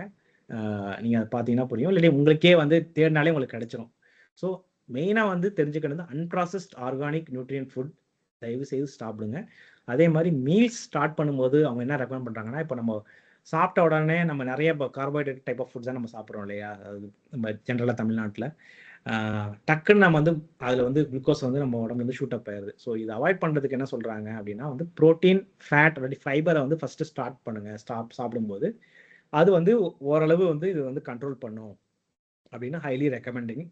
ஸோ நீங்கள் ரெஸ்டாரண்ட்டுக்கே போனாலும் இந்த மாதிரி டைப் ஆஃப் ஃபுட்டை ஃபஸ்ட்டு சாப்பிடுங்க. இப்போ அப்பிடைசர்ஸ் வாங்கும்போது இந்த மாதிரி டைப் ஆஃப் அப்பிடைசர்ஸ் வாங்கி ஃபஸ்ட்டு நீங்கள் சாப்பிடுங்க அப்படின்ட்டு இவங்க ரெக்கமெண்ட் பண்ணுறாங்க. ஸோ இது படிக்கும் போது தான் எனக்கு தோணுச்சு, நம்ம சாப்பிடும்போது முன்னாடிலாம் அந்த அறுசுவை உணவில் வந்து இந்த பருப்பு, நெய் ஊற்றி ஃபஸ்ட்டு நம்ம கொஞ்சமாக சாப்பிடுவோம். ஸோ பருப்பு பார்த்திங்கன்னா அது வந்து ப்ரோட்டீன், நெய் வந்து ஃபேட்டு. ஸோ இதனால தான் இருக்குமோ அப்படின்னு எனக்கே வந்து தோண ஆரம்பிச்சிது. ஸோ நம்ம வந்து குவாலிட்டியான ஃபுட்டு வந்து சாப்பிடணும். அதே மாதிரி கன்சிஸ்டன்சி, மைண்ட்ஃபுல் ஈட்டிங் இது ரொம்ப முக்கியமாக என்ன சொல்கிறாங்கன்னா, அதாவது இந்த சிம்பிளாக சொல்லணும்னா இந்த டிவி பார்த்துட்டு ஃபோனை பார்த்துட்டு சாப்பிடாதீங்க, பொறுமையாக அதை ரசித்து சாப்பிடுங்க அப்படின்றாங்க. ஏன்னா வந்து உங்களுக்கே தெரிஞ்சிருக்கும், நம்ம சாப்பிடும்போது வந்து நம்ம வயிறு வந்து போதுன்ற ஒரு சிக்னல் வந்து ஒரு சட்டில் சிக்னல் தான் அதை வந்து கொடுக்கும். நம்ம வந்து டிவி பார்த்துட்டு பண்ணோம்னா அந்த சிக்னல் நம்மளால கண்டே பிடிக்க முடியாது. அதனால நம்ம வந்து சாப்பிட்டுக்கிட்டே இருப்போம். நமக்கு ஃபில் ஆயிடுச்சு போதும்னு சொல்ற அந்த சிக்னலை நம்மளால வந்து கண்டுபிடிக்க முடியாது. அதனால நிறைய சாப்பிட்டுருவோம். அதனால வந்து மைண்ட்ஃபுல் ஈட்டிங் அது ரொம்ப முக்கியம். அதே மாதிரி சாப்பிட்ட பிறகு இவங்க நிறைய ரிசர்ச் பண்ணி போட்டிருக்காங்க. இல்லை சிம்பிளா சொல்லணும்னா அதோட கன்க்ளூஷன் பார்த்தீங்கன்னா, சாப்பிட்டுட்டு ஒரு 15 நிமிஷமாவது மினிமம் நடங்க. நீங்க என்ன வேணா சாப்பிடுங்க. சாப்பிட்டுட்டு ஒரு 15 நிமிஷம் ரெகுலரா நடக்கிற வந்து ஒரு ஹேபிட்டை வந்து கொண்டு வாங்க. இது வந்து ரொம்ப நல்லது. நம்ம குளுக்கோஸ் லெவல் கண்ட்ரோல் பண்றதுக்கு இது ரொம்ப ரொம்ப நல்லது அப்படின்றது வந்து இதுல வந்து சொல்ல வராங்க. அடுத்தது வந்து முக்கியமா சொல்றது இந்த பயாலஜிக்கல் கிளாக் அப்படின்னு சொல்றாங்க. இது வந்து எந்த அளவுக்கு வந்து முக்கியம் அப்படின்றது வந்து ரொம்ப ஸ்ட்ரெஸ் பண்றாங்க. இதுல வந்து மெயினா வந்து சன்லைட். அதாவது நம்ம ஸ்கல்ல வந்து ஒரு 3 மில்லிமீட்டருக்கு வந்து ஒரு ஹோல் இருக்குதாம். அந்த ஹோல்ல தான் வந்து ஒரு ஸ்விட்ச் இருக்குதுன்றாங்க. அது ஒண்ணும் இல்ல, நம்மளுடைய கண்ணு. ஓகேங்களா? இந்த கண்ல வந்து சூரிய வெளிச்சம் வந்து அந்த உள்ள போனா தான் வந்து நம்ம பாடி வந்து முழிச்சுக்குமா. ஓ! ஓகே, காலைல விடிஞ்சிருச்சு. எல்லா பார்ட்டும் வந்து ஒர்க் பண்ணணுன்ற அந்த சிக்னல் பிரெயினுக்கு போறதுக்கு வந்து இந்த சன்லைட் வந்து ரொம்ப முக்கியம் அப்படின்றாங்க. அத பத்தி டீட்டெயிலா வந்து எஸ்சிஎன் அப்படின்ற மாரி நெறைய பாராமீட்டர்ஸ் எல்லாம் வச்சு அந்த புரோட்டீன் மார்க்கர்ஸ் இதெல்லாம் வந்து ஆக்டிவேட் பண்ணுன்ற மாரி டீட்டெயிலா குடுத்துருக்காங்க. நான் சிம்ப்ளிஃபைடா சொல்லணும்னா, காலையில எழுந்திரிச்ச உடனே ஃபர்ஸ்ட் 1 ஹவர்க்குள்ள நீங்க சூரிய வெளிச்சத்துல வந்து போய் இருந்துருங்க. ஒ ஒரு 10 மினிட்ஸோ, 5 மினிட்ஸோ போயிட்டு அந்த சூரிய வெளிச்சத்துல போதுங்க அப்படின்றது வந்து இந்த ஆத்தரோட சஜஷன். ஓகேங்களா? அதே மாரி ஸ்லீப். இது ரொம்ப ஸ்ட்ரெஸ் பண்றாங்க. இதுல வந்து பார்த்தீங்கன்னா, quantity of sleep, quality, consistency இந்த 3மே வந்து ரொம்ப ரொம்ப முக்கியம். இதுல வந்து பார்த்தீங்கன்னா, இந்த குவான்டிட்டி ஏன் இவ்வளோ முக்கியம்னா, இப்போ இந்த கின்னஸ் வேர்ல்ட் ரெக்கார்ட் பத்தி சொல்றாங்க. இதுல வந்து உங்களுக்கு தெரிஞ்சிருக்கும். அதாவது ஒரு அ சின்ன சின்ன விஷயத்துல இருந்து ரொம்ப ரிஸ்கியான ஃபேக்டர்ஸ்லாம் கூட கின்னஸ் வேர்ல்ட் ரெக்கார்ட் பண்ணிப்பாங்க. அதாவது ஒரு ஒரு ஆணி மேல படுத்திருக்கவன் மேல ஒரு மோட்டார் சைக்கிள் ஓட்டுறது, கார் ஓட்டுறது, இந்த மாரிலாம் கூட பண்ணி கின்னஸ் வேர்ல்ட் ரெக்கார்ட் பண்ணியிருப்பாங்க. ஆனா, ஒருத்தன் தூங்காம இவ்வளோ நேரம் இருந்தான்றது வந்து கின்னஸ் வேர்ல்ட் ரெக்கார்ட்ல வந்து பண்ணக்கூடாதுன்னு வந்து ரூல் போட்டிருக்காங்களாம். ஏன்னா, அந்த அளவுக்கு அந்த தூக்கம் இல்லாதது வந்து நம்ம உடம்புல வந்து ஒரு இர்ரிவர்சிபிள் ப்ராப்ளம்ஸ வந்து கொண்டு வரும் அப்படின்றது தெரிஞ்சதுனால, அது வந்து டோட்டலி பேண்ட் இன் கின்னஸ் வேர்ல்ட் ரெக்கார்ட். அந்த அளவுக்கு இம்பார்ட்டன்ட்றது வந்து சொல்ல வராங்க. அதாவது மினிமம் நம்ம உடம்புக்கு 7 to 8 ஹவர்ஸ் கண்டிப்பா தேவை அப்படின்றாங்க. இதுல வந்து முக்கியமா நான் வந்து என்ன சொல்ல வரேன்னா, இது வந்து நம்ம மைண்ட்ல வந்து வச்சுக்கிட்டோம்னா நம்மளால கண்டே பிடிக்க முடியாதுங்க. இதுக்கு வந்து இந்த ஆத்தரே ரெக்கமெண்ட் பண்ணது வந்து ஸ்மார்ட் வாட்ச். இல்லாட்டி அந்த மாரி ஏதோ ஒரு ஒரு நோட் புக்லயாவது நீங்க நோட் பண்ணி வச்சுக்கிட்டா மட்டும் தான் நமக்கு வந்து உண்மையிலேயே நீங்க எவ்வளவு நேரம் தூங்குனீங்கன்றது தெரியும் அப்படின்றாங்க. நான் வந்து இந்த போன வருஷம் வந்து ஒரு ஒரு கிட்டத்தட்ட ஒரு 80, 90% வந்து ஸ்மார்ட் வாட்ச் அந்த மார்க்கர் இருக்குது. அதுல படி பார்த்தா, நான் உண்மையிலே 7:30 மணி நேரம் தூங்குறேன்னு நெனச்சுக்கிட்டு இருந்தேன். ஆனா அது பார்த்தா 6:30 மணி நேரத்துக்கு கம்மியா தான் நான் தூங்குறேன்றது வந்து காட்டுது. அதுதான் வந்து டேட்டா. டேட்டா வந்து என்ன சொல்லுதுன்னா, நீ வந்து தேவையான அளவு தூங்கல அப்படின்றது வந்து அழகா காட்டுது. ஆனா என் மனசுல வந்து அதிகமா தூங்குறேன், கம்மி பண்ணணும்னு மைண்ட்ல வந்து நெனச்சிருந்தேன். ஸோ இந்த மாரியான இந்த ஸ்மார்ட் வாட்ச் மாரியான இத வந்து நம்ம யூஸ் பண்றோம்னா, நமக்கு அக்யூரேட்டா நம்ம என்ன நடக்குதுன்றது வந்து நமக்கு தெரியும். அதே மாரி குவாலிட்டி. இதே மாரி இந்த ஸ்மார்ட் வாட்ச்ல வந்து நம்ம ஓகே, நீ வந்து பெட்டுக்கு போற, ஆனா நீ எப்போ தூங்குற? எவ்ளோ டீப்பா தூங்குறதுல நெறைய ஸ்டேஜஸ்லாம் இருக்குது. டீப் ஸ்லீப், ரெம் ஸ்லீப் அப்படின்னா. இதெல்லாம் வந்து நல்ல குவாலிட்டியான ஸ்லீப் இருக்குதா? அப்படின்றதும் உனக்கு வந்து தெரியணும். அத வந்து இம்ப்ரூவ் பண்ணிக்கணும். அப்படின்ற அதாவது ஒரு இருட்டான ஒரு சூழ்நிலையில, அ சவுண்ட் இல்லாத ஒரு சூழ்நிலையில அந்த மாரி தூங்குங்க. குவாலிட்டி ஸ்லீப் கிடைக்கும்னு சொல்லிட்டு ஹைலி ரெக்கமெண்டிங். அதே மாரி கன்சிஸ்டன்சி. அதாவது எந்த டைம்ல தூங்க போறது, முழிக்கிறது அப்படின்றது வந்து கன்சிஸ்டன்ட்டா இருக்கணும். அப்படின்னு சொல்ல வராங்க. இந்த சோசியல் ஜெட் லேக்ன்ற ஒண்ணு இல்ல. வீக் டேஸ், வீக்கெண்ட் இந்த டிஃபரன்ஸ்ன்னு வச்சுக்கங்களேன். ஆ ஒரு 2 மணி நேரத்துக்கு வந்து தாண்டாம இருக்கணும். ரொம்ப டிஃபரன்ஷியேஷனா இருக்கக்கூடாது. அதனால கன்சிஸ்டன்ட்டா அந்த ஸ்லீப்பிங் டைம்ன்றது வச்சுக்கங்க அப்படின்றது வந்து இந்த ஸ்லீப்ப பொறுத்து சொல்றாங்க. அதே மாரி இந்த பயாலஜிக்கல் கிளாக்ல வந்து ஏன் இந்த மீல் டைமிங் அப்படி சொல்றோம்னா, நம்மலாம் வந்து தெரிஞ்சிருக்கும். நம்மலாம் வந்து டயர்னல் அனிமல் அப்படின்னு டைப் ஆஃப் அனிமல்ஸ். அதாவது இப்ப நாக்டர்னல் அனிமல்ஸ் கேள்விப்பட்டிருப்போம். அதாவது இருட்டுல வாழ்ற அந்த ஆந்தை அந்த மாரியான விலங்குகளுக்கு. அதுக்கெல்லாம் பார்த்தீங்கன்னா, சாப்பிடுறது, ஆக்டிவிட்டிலாம் நடக்கிறது வந்து இருட்டுல தான் நடக்கும். ஒரு புலி அப்படின்னு எடுத்தோம்னா, அது இருட்டுல தான் வந்து வேட்டையாடும். அதாவது டிஃபால்ட்டா சாப்பிடுறது எல்லாமே. காலையில வந்து படுத்து தூங்கும். இது நாக்டர்னல் அனிமல்ஸோட ஒரு அந்த பயாலஜிக்கல் செட்டப். நமக்கு வந்து நம்ம டயர்னல் அனிமல்ஸ் அப்படின்னா வந்து காலையில் தான் நம்ம இதெல்லாம் பண்ணுவோம். அதாவது ஒரு ஆக்டிவிட்டி சாப்பிட்றது எல்லாமே காலையில் தான் நடக்கணும் அப்படின்றத சொல்கிறாங்க. மெயினாக வந்து இந்த மீல் டைமிங்ஸ் வந்து பார்த்தீங்கன்னா டிஆர்எஃப் அப்படின்னா வந்து டைம் ரெஸ்ட்ரிக்டட் ஃபீடிங். என்ன சொல்கிறாங்கன்னா விண்டோ காலையில் நீ பிரேக்ஃபாஸ்ட் வந்து 8 மணிக்கு நீ 8 AM சாப்பிட்டீங்கன்னா நைட்டு டின்னரை 8 PM முடிச்சிரு. இதுல இருந்து ஸ்டார்ட் பண்ணு. இது 12 ஹவர்ஸ் ஆகுதா, அடுத்து 10 ஹவர்ஸ்க்கு மாற்று. பிரேக்ஃபாஸ்ட்டை கொஞ்சம் இறக்கு, டின்னரை கொஞ்சம் மேலே தூக்கு. அதே மாதிரி இந்த 8 ஹவர்ஸ் வரைக்கும் நீங்கள் கொண்டு வா. அதுக்கு மேலே போகலாமான்றது தெரியல. பட் 8 ஹவர்ஸ் வரைக்கும் கொண்டு வந்துட்டோம்னா ரொம்ப நல்லது. ஏன்னா இது லாஜிக்கலாக யோசிச்சு பார்த்தோம்னா புரியும். நம்ம பாட்டு வாயில் போட்டு அரைச்சிக்கிட்டே இருந்தோம்னா, நம்ம குளுக்கோஸ் கொடுத்துக்கிட்டே இருந்தோம்னா, நம்ம உடம்புல ஏற்கனவே பண்ணியிருக்க ஃபேட்லாம் அது எப்போ அதை எடுத்து யூஸ் பண்ணும்? ஓகேங்களா? அது வந்து என்ன சொல்கிறாங்கன்னா மறந்துடுதுன்றாங்க. உடம்பு இந்த ஃபேட்லேருந்து எப்படி எனர்ஜி எடுக்குன்றதை மறந்தே போயிடுது. ஏன்னா நம்ம வந்து பசின்றதே என்னென்னு தெரியாமல் நம்ம உடம்ப வந்து வச்சுக்கிட்டோம். ஸோ இவங்க என்ன சொல்கிறாங்கன்னா, இந்த ஒரு விண்டோவில் வச்சுக்கிட்டோன்னா மற்ற டைம்ல நமக்கு எனர்ஜி தேவைப்படும். நீங்கள் தூங்கினாலும் நமக்கு எனர்ஜி வேணும். ஓகேங்களா? அதுக்கப்புறம் அந்த மற்ற டைம்லலாம் நமக்கு வந்து நம்ம நம்ம எதாவது மூவ் பண்ணுவோம், ஏதோ பண்ணுவோம். அதுக்கு எனர்ஜி வேணும். அப்போ வந்து என்ன பண்ணும், டைரெக்டாக குளுக்கோஸ்லேருந்து ஒரு அளவுக்கு அப்புறம் ஒரு 2 மணி நேரத்துக்கு அப்புறம் குளுக்கோஸ்லாம் தீர்ந்து போயிட்டு, அப்புறம் அதோட ஸ்டோரேஜ்லேருந்து எடுத்துக்க ஆரம்பிக்கும். இது வந்து ரொம்ப நல்லது. அந்த சேனலை வந்து ஆக்டிவேட் பண்ணணும். அப்போ தான் அந்த இன்சுலின் ரெசிஸ்டன்ஸ்லாம் வந்து ரொம்ப கம்மியாகும் அப்படின்றது வந்து ஹைலி ரெக்கமெண்டிங் இந்த மீல் டைமிங். அதாவது இது வந்து கண்ட்ரோலில் நம்ம வந்து வச்சுக்கணும் அப்படின்றது. அடுத்து இதுதான் வந்து ஃபைனல் ஸ்லைடு. இதில் வந்து பார்த்தீங்கன்னா ப்ரீ மாடர்னுக்கு போங்க அப்படின்றாங்க. என்ன சொல்ல வராங்கன்னா மூவ்மெண்ட். எல்லாருமே சொல்லியிருப்போம். இதை பற்றி நான் அதிகமாக சொல்லணும்னு இல்லை.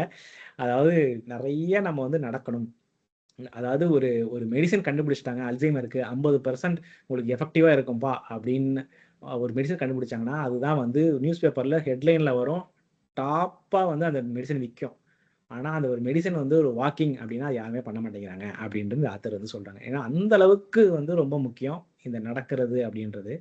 அதே மாதிரி இந்த மசில் கான்ட்ராக்ஷன் இதில் வந்து முக்கியமாக வந்து ஒரு விஷயம் சொல்கிறாங்க. இந்த மசில் அதாவது நம்ம மூவ்மெண்ட் பண்ணும்போது மசில் கான்ட்ராக்ட் ஆகுது இல்லையா, இது வந்து எவ்வளோ முக்கியம்னா இப்போ நம்ம எல்லாமே இன்சுலின் ரெசிஸ்டன்ஸ் பற்றி பார்த்தோம். அதாவது பிளட்ல இருக்க குளுக்கோஸ் போக மாட்டேங்குது. இது ஏன்னா இன்சுலின் ரெசிஸ்டன்ஸ்னால அப்படின்னு தான் இவ்வளோ வரையும் பார்த்தோம். இது வெளியிலேருந்து இந்த இன்சுலின் சொன்னாலும் இந்த செல்லுக்கு வந்து தெரியல குளுக்கோஸ் வேணுன்றது வந்து இருக்குதுன்றது தெரியாமல் எடுத்துக்க மாட்டேங்குதுன்றது தான். இந்த மசில் கான்ட்ராக்ஷனால என்ன நடக்குதுன்னா இது வந்து கால்சியம் நிறைய எடுத்துக்குமா, எடுத்துக்கிட்டு இந்த இந்த ப்ராசஸ்லாம் அதாவது ஏடிபி கம்மியாகிட்டு அதாவது எனர்ஜி கம்மியாகி PGC1Aன்ற ஒரு ப்ரோட்டீன் உருவாகி இது என்ன பண்ணுன்னா உடம்புல இருக்க ஃபேட்லாம் பர்ன் பண்ணுறதுக்கு ஆரம்பிச்சு குளுக்கோஸ் வந்து நிறைய எடுத்துக்க ஆரம்பிக்கும். அதாவது இன்சுலின் ரெசிஸ்டன்ஸ் இருக்கிறவங்களுக்கும் வந்து இந்த குளுக்கோஸை வந்து உள்ளே எடுத்துக்கும் அப்படின்றது செல்லுக்குள்ளே இருந்தே இந்த ட்ரிகர் பண்ணுறது வந்து இந்த மசில் கான்ட்ராக்ஷன் பண்ணால் இது நடக்கும். நிறைய மைட்டோகாண்ட்ரியாவும் உருவாக ஆரம்பிச்சிருமா இதெல்லாம். ஸோ இதனால தான் வந்து நிறைய உங்களுக்கே நிறைய தெரிஞ்சிருக்கும். டயபிட்டிஸ் இருக்கிறவங்களுக்கு வந்து நடங்க நடங்க நடங்க மூவ்மெண்ட் இருங்க அப்படின்னு சொல்கிறதுக்கான மெயின் ரீசன் வந்து இதுதான் அப்படின்றது வந்து எனக்கு வந்து இப்போ தான் அது உண்மையிலேயே அது புரியுது. நான் நினச்சிட்டு இருந்தேன் நடந்தால் வந்து நிறைய குளுக்கோஸ்லாம் வந்து செரிச்சிரும் அப்படின்னு தான் ஒரு ஹை லெவலில் நினச்சிட்டு இருந்தேன். பட் இதை படித்தவனை தான் அது ஏன் அப்படின்றது வந்து புரிய வருது. அதே மாதிரி இன்னொன்று என்ன சொல்கிறாங்கன்னா எக்ஸசைஸ் ரொம்ப முக்கியம். இது சொல்கிற மாதிரி நேரம் எடுக்கணும் அப்படின்றதெல்லாம் வந்து டிஃபால்ட்டாக நமக்கு தெரியும். பட் இதில் முக்கியமாக சொல்ல வர்றது ஹைலைட் பண்ண விரும்புகிறது என்னன்னா மூவ் மோர்.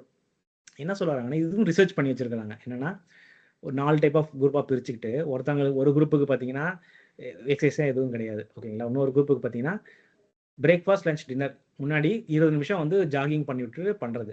அடுத்த குரூப்புக்கு வந்து பிரேக்ஃபாஸ்ட் லஞ்ச் டின்னர் சாப்பிட்ட பிறகு 20 நிமிஷம் ஜாகிங். அடுத்த குரூப்புக்கு வந்து பார்த்தீங்கன்னா அரை மணி நேரத்துக்கு ஒரு தடவை ஒரு ஒரு 3 நிமிஷமோ 5 நிமிஷமோ வந்து ஒரு மூமெண்ட், இது ஒரு நார்மல் மூமெண்ட். இந்த மாதிரி 4 பேர் பண்ணிவிட்டு இந்த இன்சுலின் குளுக்கோஸ் இதெல்லாம் வந்து டெஸ்ட் பண்ணுறாங்க. பண்ணால் பார்த்தீங்கன்னா இந்த 4வது குரூப்பு தான் வந்து பெஸ்ட்டாக வந்து இருக்குது அப்படின்றாங்க. ஏன்னா இது வந்து மேக் சென்ஸ் அப்படின்னு சொல்கிறாங்க. ஓகேங்களா? அது வந்து என்ன சொல்ல வர்றாங்கன்னா வந்து இதுதான் நம்ம உடம்பு படைக்கப்பட்டதே வந்து மூவ்மெண்ட்டுக்காக தான். நம்மளுடைய உடல் அமைப்பே அதுக்காக தான். அதனால வந்து எவ்ரி 30 மினிட்ஸ் ஒரு 1.5 நிமிஷத்துலேருந்து 3 நிமிஷம் வரைக்கும் ஒரு ஏதோ ஒரு மூவ்மெண்ட் வந்து கொடுத்துக்கிட்டே இருங்க. நீங்கள் வந்து ஒரு நாளைக்கு காலையில் நான் 1 மணி நேரம் எக்ஸசைஸ் பண்ணிட்டேன் இன்னைக்கு நீங்கள் கோட்டா ஓவர் அப்படின்னு நினைக்காதீங்க. எவ்ரி 30 மினிட்ஸ் வந்து அந்த அந்த ப்ரிஸ்கிரைப்டு அந்த ஒரு மூவ்மெண்ட் பாடிக்கு ஏதோ ஒரு வகையில் வந்து கொடுங்க. அது ரொம்ப நல்லது அப்படின்னு சொல்கிறாங்க. ஸோ இது படிக்கும் போது தான் எனக்கு வந்து தோணுது நம்ம அந்த டெஸ்க் ஜாப்ல இருக்கவங்களுக்குலாம் அது தெரிஞ்சிருக்கும், பொமோடோரோ டெக்னிக் சொல்லிட்டு 25 minutes of deep work and 5 minutes of break or relax அப்படின்றது. ஸோ இது பார்த்தீங்கன்னா எனக்கு இப்போ தான் புரியுது. இந்த 5 மினிட்ஸில் நான்லாம் வந்து கண்டுக்காமல் அடுத்த இதுக்கு போயிடுவோம் நம்ம. பட் அந்த ஒரு பிரேக்குன்றது வந்து அதாவது உட்காந்து எழுந்திரிச்சு நம்ம ஏதோ ஒரு செயல் பண்ணணும், அது அவ்வளோ இம்பார்ட்டன்ட் அப்படின்றது சொல்கிறாங்க. இந்த மூமெண்ட்டுக்கு வந்து அவ்வளோ இம்பார்ட்டன்ஸ் கொடுக்குறாங்க. Plus 7 to 10K of steps per day நடக்கணும் அப்படின்றாங்க. என்னுடைய ஸ்மார்ட் வாட்ச் சொல்கிறது வந்து ரொம்ப பெத்தட்டிக்கான ஸ்டெப்ஸு. அதெல்லாம் வந்து ஒரு ஆவரேஜ் யூஎஸ் ஹியூமன் வந்து 3000 ஸ்டெப்ஸ் தான் நடக்கிறாங்களாம். ஓகேங்களா, அவங்க ரிசர்ச்சில் சொல்கிறது. நமக்கு வந்து அட்லீஸ்ட் 10,000 நடக்கணும். ஆன்சர்ஸ்லாம் 20,000 ஸ்டெப்ஸ் நடந்திருக்காங்க. நம்மலாம் அந்த ரேஞ்சுக்கு போக முடியாது. அட்லீஸ்ட் 10K 7Kயாவது வாங்க அப்படின்றாங்க. அடுத்து டெம்பரேச்சர். இது அவங்க மெயினாக சொல்கிறது வந்து பார்த்திங்கன்னா, நம்மளுடைய ஒரு காம்ப்ளெக்ஸ் மைக்ரோ ஆர்கானிசம்ஸ் வந்து ஒரு ஒரு ஒரு ஓரளவு ஸ்ட்ரெஸ் இருந்தால் தான் வந்து அது வந்து எஃபெக்டிவாக ஒர்க் பண்ணும் அப்படின்றது வந்து சொல்ல வராங்க மெயினாக வந்து. இதுக்கு நிறைய எக்ஸாம்பிள்ஸ் கொடுத்துருக்காங்க. இந்த நம்பர்லாம் பார்க்கும்போது கொஞ்சம் பயமாக இருக்குது. 40% ஆஃப் ஹியூமன் கெட் கேன்சர். நான் திரும்ப திரும்ப பார்க்குறேன், அந்த நம்பர் தான் கொடுத்துருக்காங்க. என்ன சொல்கிறாங்கன்னா வந்து ஒரு நம்ம ரிலேட்டிவ், அதாவது 99% ஜீன் மேட்ச் பண்ணுற மாதிரி ஒரு ஆர்கானிசம் பார்த்தீங்கன்னா சிம்பான்சி. இது வந்து காட்டில் தான் மோஸ்ட்லி இருக்குது. இதுக்கு வந்து இந்த அளவுக்கு கேன்சரே வரல. ஆனால் நமக்கு வருது அப்படின்னா இது கண்டிப்பாக என்விரான்மெண்ட் ஃபேக்டர்ஸ், அதாவது குளிர், வெப்பம், இது அந்த எக்ஸ்ட்ரீம் கண்டிஷன் வந்து நம்ம உடம்பு வந்து படாமல் நம்ம வந்து அப்படியே சொகுசாக வச்சிருக்கிறதுனால இது வந்து நடக்குது. அதனால இந்த டெம்பரேச்சர் எக்ஸ்ட்ரீம் ஹாட் அண்ட் கோல்டுக்கு வந்து நம்ம உடம்பு வந்து கொண்டு வாங்க அப்படின்றாங்க. இதுக்கு வந்து சிம்பிள் சஜஷன்ஸ் நிறைய கொடுத்துருக்காங்க. எனக்கு பிடிச்ச சில சஜஷன்ஸ் வந்து வீக்லி அந்த ஹாட் பாத் மாதிரி எடுத்துக்கோங்க, 30 மினிட்ஸ் அதை எடுத்துக்கங்கன்றாங்க. இல்லாட்டி கோல்டுக்கு வந்து ஒரு வாரத்துக்கு 3 தடவை வந்து சில் தண்ணியில் வந்து குளிங்க அப்படின்றாங்க. அதே மாதிரி ஸ்லீப் 19 டிகிரி செல்சியஸில் வந்து நம்ம ஸ்லீப் பண்ணால் கூட அதோட எஃபெக்டிவ் இருக்குது அப்படின்ற மாதிரி சொல்ல வராங்க. ஸோ இந்த எக்ஸ்ட்ரீம் டெம்பரேச்சரை வந்து நம்ம உடம்புக்கு கொண்டு வந்துட்டா தான் இந்த லேசி மைட்டோகாண்ட்ரியால தான் முழிச்சுக்கிட்டு அதோட வேலையை பரப்பரன்னு பண்ணும் அப்படின்னு சொல்ல வராங்க. இந்த கோல்டு பாத் எடுத்தவங்களுக்கு தெரிஞ்சிடும், அந்த தண்ணி ஊற்றின கொஞ்சம் நேரத்தில் வந்து ஜுவ்வுன்னு அந்த ஒரு ஹீட் வரும் பார்த்துங்க. அதெல்லாம் வந்து இந்த செல்லு வந்து ஆக்டிவேட் ஆகிட்டு அதோட வேலையை பண்ண ஆரம்பிக்குது அப்படின்ற மாதிரி ஒரு அர்த்தம் போல இருக்குது. அடுத்து வந்து நான் டாக்ஸிக் லிவிங், அதாவது அன்ப்ராசஸ்டு ஃபுட்டு, வாட்டர், ஏரு, நம்ம யூஸ் பண்ண டெய்லி ப்ராடக்ட்டு, நம்ம டியோட்ரண்ட்டு, மற்ற ஃபேப்ரிக் சாஃப்ட்வேர், இது எல்லாத்துலேயுமே வந்து அன்சென்டட் கெமிக்கல்ஸ் இல்லாமல் பார்த்துக்கங்க. ஏன்னா நம்ம உடம்பு எல்லாமே கெமிக்கலால் தான் சிக்னல்ஸ்லாம் உருவாகுது. அவ்வளோ கெமிக்கல்ஸ் நமக்கு தேவை. இதில் நமக்கு தெரியாமல் இந்த இண்டஸ்ட்ரியல் ரெவல்யூஷனில் 10,000 20,000 புது டைப் ஆஃப் கெமிக்கல்ஸ் வந்து வந்திருக்காங்க. இந்த கெமிக்கல்ஸ்லாம் நம்ம உடம்பு வந்து பார்க்குறதே கிடையாது, என்ன பண்ணணுன்னே தெரியாதான். அதே மாதிரி சில கெமிக்கல்ஸ்லாம் வந்து தப்பான இன்ஃபர்மேஷன்ஸை வந்து பர்பஸ்ஃபுல்லாகவே உள்ளே கொண்டு வராங்க. அதனால் அந்த கெமிக்கலே இல்லாத பார்த்துக்கங்க அப்படின்னு சொல்ல வராங்க. அடுத்தது வந்து ஸ்ட்ரெஸ். உங்கள் எல்லாருக்குமே நமக்கு தெரிஞ்சிருக்கும், புதுசு கிடையாது. இந்த ஸ்ட்ரெஸ் வந்து பார்த்தீங்கன்னா, இப்போ நம்ம ஸ்ட்ரெஸ்ஸாக இருக்குதுன்னா என்ன பண்ணுவோம், சரியாக ஃபஸ்ட்டு தூக்கம் வராது. ஸ்ட்ரெஸ் ஈட்டிங்னு ஒரு கான்செப்டே இருக்குது. நிறைய சாப்பிடுவோம், இல்லாட்டி என்ன வேணால் சாப்பிடுவோம். அதுக்கப்புறம் வந்து அளவு நமக்கு தெரியாது. இது மாதிரி எல்லா பிரச்சனையுமே இப்போ நம்ம எதெல்லாம் பண்ணக்கூடாதுன்னு பார்த்தோமோ அது மாதிரி லேசியாக நம்ம இருப்போம். கரெக்டுங்களா, நம்ம மூவ் பண்ண மாட்டோம், ஒரு ஆக்டிவாக எதுவும் பண்ண மாட்டோம். இது எல்லாமே பார்த்தீங்கன்னா நம்ம எதெல்லாம் பண்ணக்கூடாது எல்லாமே ஸ்ட்ரெஸ் வந்துச்சுன்னா தானாக வந்துடும். இதை தவிர ஸ்ட்ரெஸ்னால உள்ள ஹார்மோனல் சேஞ்சஸ் நடந்து அது பெரிய பாதிப்பு உண்டாக்கிடும். ஸோ அதனால் ரெக்கமெண்ட் பண்ணுறது வந்து பார்த்தீங்கன்னா 20 மினிட்ஸ் பெர் டே 8 வாரத்துக்கு இருந்தாலே இது வந்து அவ்வளோ எஃபெக்டிவாக வந்து ஸ்ட்ரெஸ்ஸை வந்து கண்ட்ரோல் பண்ணி நம்ம அதோட எஃபெக்டை வந்து நம்ம வந்து நம்மளோட பாடி அந்த பயோமார்க்கர்ஸில் வந்து பார்க்கலாம் அப்படின்னு ரிசர்ச்சில் வந்து கண்டுபிடிச்சிருக்காங்க. அதே மாதிரி இவங்க என்ன சொல்கிறாங்கன்னா, நம்ம எப்படி நம்ம ஒரு ஜிம்முக்கு போனால் நமக்கு ஒரு ட்ரைனர் வச்சுருக்கோம், நம்ம வந்து கூச்சப்படாமல் நம்ம வந்து தெரிஞ்சுக்கிறதா வச்சுக்கிறோம், ஒரு கான்ட்ராக்ட் எழுதுனா ஒரு லாயர் வச்சுக்கிறோம். அது மாதிரி நம்ம மைண்ட் ஹெல்த்துக்கு வந்து ஒரு கோச் வச்சுக்கோங்க, ஒரு கவுன்சிலர் வச்சுக்கோங்க, அதில் தப்பு கிடையாது. அது மாதிரி நிறைய அனானிமஸாக வந்து நிறையா இது வச்சுக்கலாம் அப்படின்ற மாதிரி சொல்கிறாங்க. அதே மாதிரி நிறைய நேச்சரோட ஸ்பெண்ட் பண்ணுங்கள், நிறைய எக்ஸாம்பிள்ஸ் கொடுக்குறாங்க. அதாவது இந்த டிஜிட்டல் டீடாக்ஸ் அப்படின்னு கேள்விப்பட்டிருப்பீங்க. நிறைய இந்த நியூஸ் பார்க்குறது இதெல்லாம் விட்டுட்டு கிராட்டிடியூடு பண்ணுங்கள், ஜேர்னல் எழுத ஆரம்பிங்க. இந்த மாதிரிலாம் நிறையா பண்ணி ஸ்ட்ரெஸ்ஸை வந்து கண்ட்ரோலாக வந்து நீங்கள் வச்சுக்கிட்டிங்கன்னா உங்கள் செல் மெட்டாபாலிசத்துக்கு வந்து அவ்வளோ நல்லது அப்படின்னு சொல்லுவாங்க. ஸோ இந்த 4 விஷயங்கள் ஓகேங்களா. ஸோ இது சொன்ன இந்த 4 விஷயங்களை வந்து நம்ம ஃபாலோ பண்ணால் நம்ம வந்து செல் மெட்டாபாலிசத்தில் வந்து கண்ட்ரோல், அதாவது நம்ம வந்து ப்ரிவெண்ட் அஸ் வெல் அஸ் நம்ம வந்து அதோட உண்மையான நிலைமைக்கு கொண்டு போகிறதுக்கு நிறைய வாய்ப்புகள் இருக்குது. இதை வந்து கண்டிப்பாக பண்ணுங்க. கண்டிப்பாக இதெல்லாம் வந்து இந்த லைஃப் ஸ்டைல் டிசீஸை வந்து ஈஸியாக நம்மளால் கண்ட்ரோல் கொண்டு வந்துக்க முடியும். If possible we can even able to reverse it to an extent அப்படின்றது தான் வந்து என்னுடைய புரிதல். ஓகேங்களா? ஸோ இதோட இந்த டிஸ்கஷன் வந்து ஸ்டாப் பண்ணிக்கிறோம். ஸோ மெயினாக வந்து நம்ம சொன்ன அந்த 2 அப்ஜெக்டிவ் தான். ஹவு டு ப்ரெடிக்ட் டயபெட்டிஸ் அப்படின்னா, ஃபஸ்ட்டு நம்மளோட கரண்ட் ஸ்டேட் என்ன அப்படின்றது உங்களுடைய பிளட் டெஸ்ட் ரிப்போர்ட் எடுத்து, இப்போ நம்ம சொன்ன அந்த டீட்டெயில்ஸை வச்சு நீங்கள் வந்து அதை வச்சுட்டு அந்த ரேஞ்ச் சொல்லியிருக்கோம், இந்த புக் ரேஞ்சை வச்சு நீங்கள் பாருங்கள். உங்களோட கரண்ட் ஸ்டேட் என்னன்றது உங்களுக்கு வந்து தெரியணும், பர்டிகுலர்லி ஃபாஸ்டிங் இன்சுலின். ஓகேங்களா? அடுத்தது வந்து இதை அவாய்ட் பண்ணுறதுக்கு என்னென்னலாம் பண்ணணும் அப்படின்றது வந்து நம்ம இந்த லாஸ்ட் 2 ஸ்லைட்ஸில் நம்ம பேசியிருந்தோம். இதுக்கு வந்து உடனே ஆக்ஷன் எடுங்க. இது ஃபஸ்ட்டு நம்ம வந்து பெர்ஃபெக்டாக தான் நான் பண்ணுவேன், நான் வந்து ஆர்கானிக் ஃபுட்டெல்லாம் வாங்கிட்டு தான் நான் வந்து ஸ்டார்ட் பண்ணுவேன், இருக்கிறதுல ஸ்டார்ட் பண்ணி எப்படி குவான்டிட்டியாக பண்ணணும், எப்படி இந்த டைமுக்கு சாப்பிட்றது, இந்த மாதிரி எது முடியுமோ இம்பெர்ஃபெக்டாக இருந்தாலும் பரவாயில்ல ஸ்டார்ட் பண்ணுங்க அப்படின்னு தான் இந்த ஆத்தர் சொல்கிறாங்க. மெயினாக சொல்ல வர்றது என்னன்னா, நீ ஃபஸ்ட்டு இம்பெர்ஃபெக்டாக ஸ்டார்ட் பண்ணு, அதுக்கப்புறம் உனக்கே தெரியும் என்னென்னலாம் பண்ணுன்றது நீயே கொண்டு வந்துக்குவ அப்படின்றாங்க. ஆனால் ஸ்டார்டிங் இந்த 4 கேட்டகரியில் சொல்லியிருந்தோம் இல்லையா, அந்த 4 கேட்டகரியில் வந்து உடனே ஒரு ஆக்ஷன் எடுங்க. அப்புறம் நீங்கள் அது கண்டினியூஸாக பண்ணுங்க. அதுக்கப்புறம் நீங்கள் ரிஃபைன் பண்ணி பெர்ஃபெக்ட்டுக்கு நோக்கி நீங்கள் வாங்க அப்படின்றது தான் வந்து இந்த ஆத்தர் சொல்ல வருது. ஸோ இதோட இந்த டிஸ்கஷனை முடிச்சுக்கலாம்னு நினைக்கிறேன். நம்ம வேறு ஏதாவது கொஷின்ஸ் இருந்துச்சுன்னா நம்ம அதை பற்றி டிஸ்கஸ் பண்ணலாம். Thank you so much.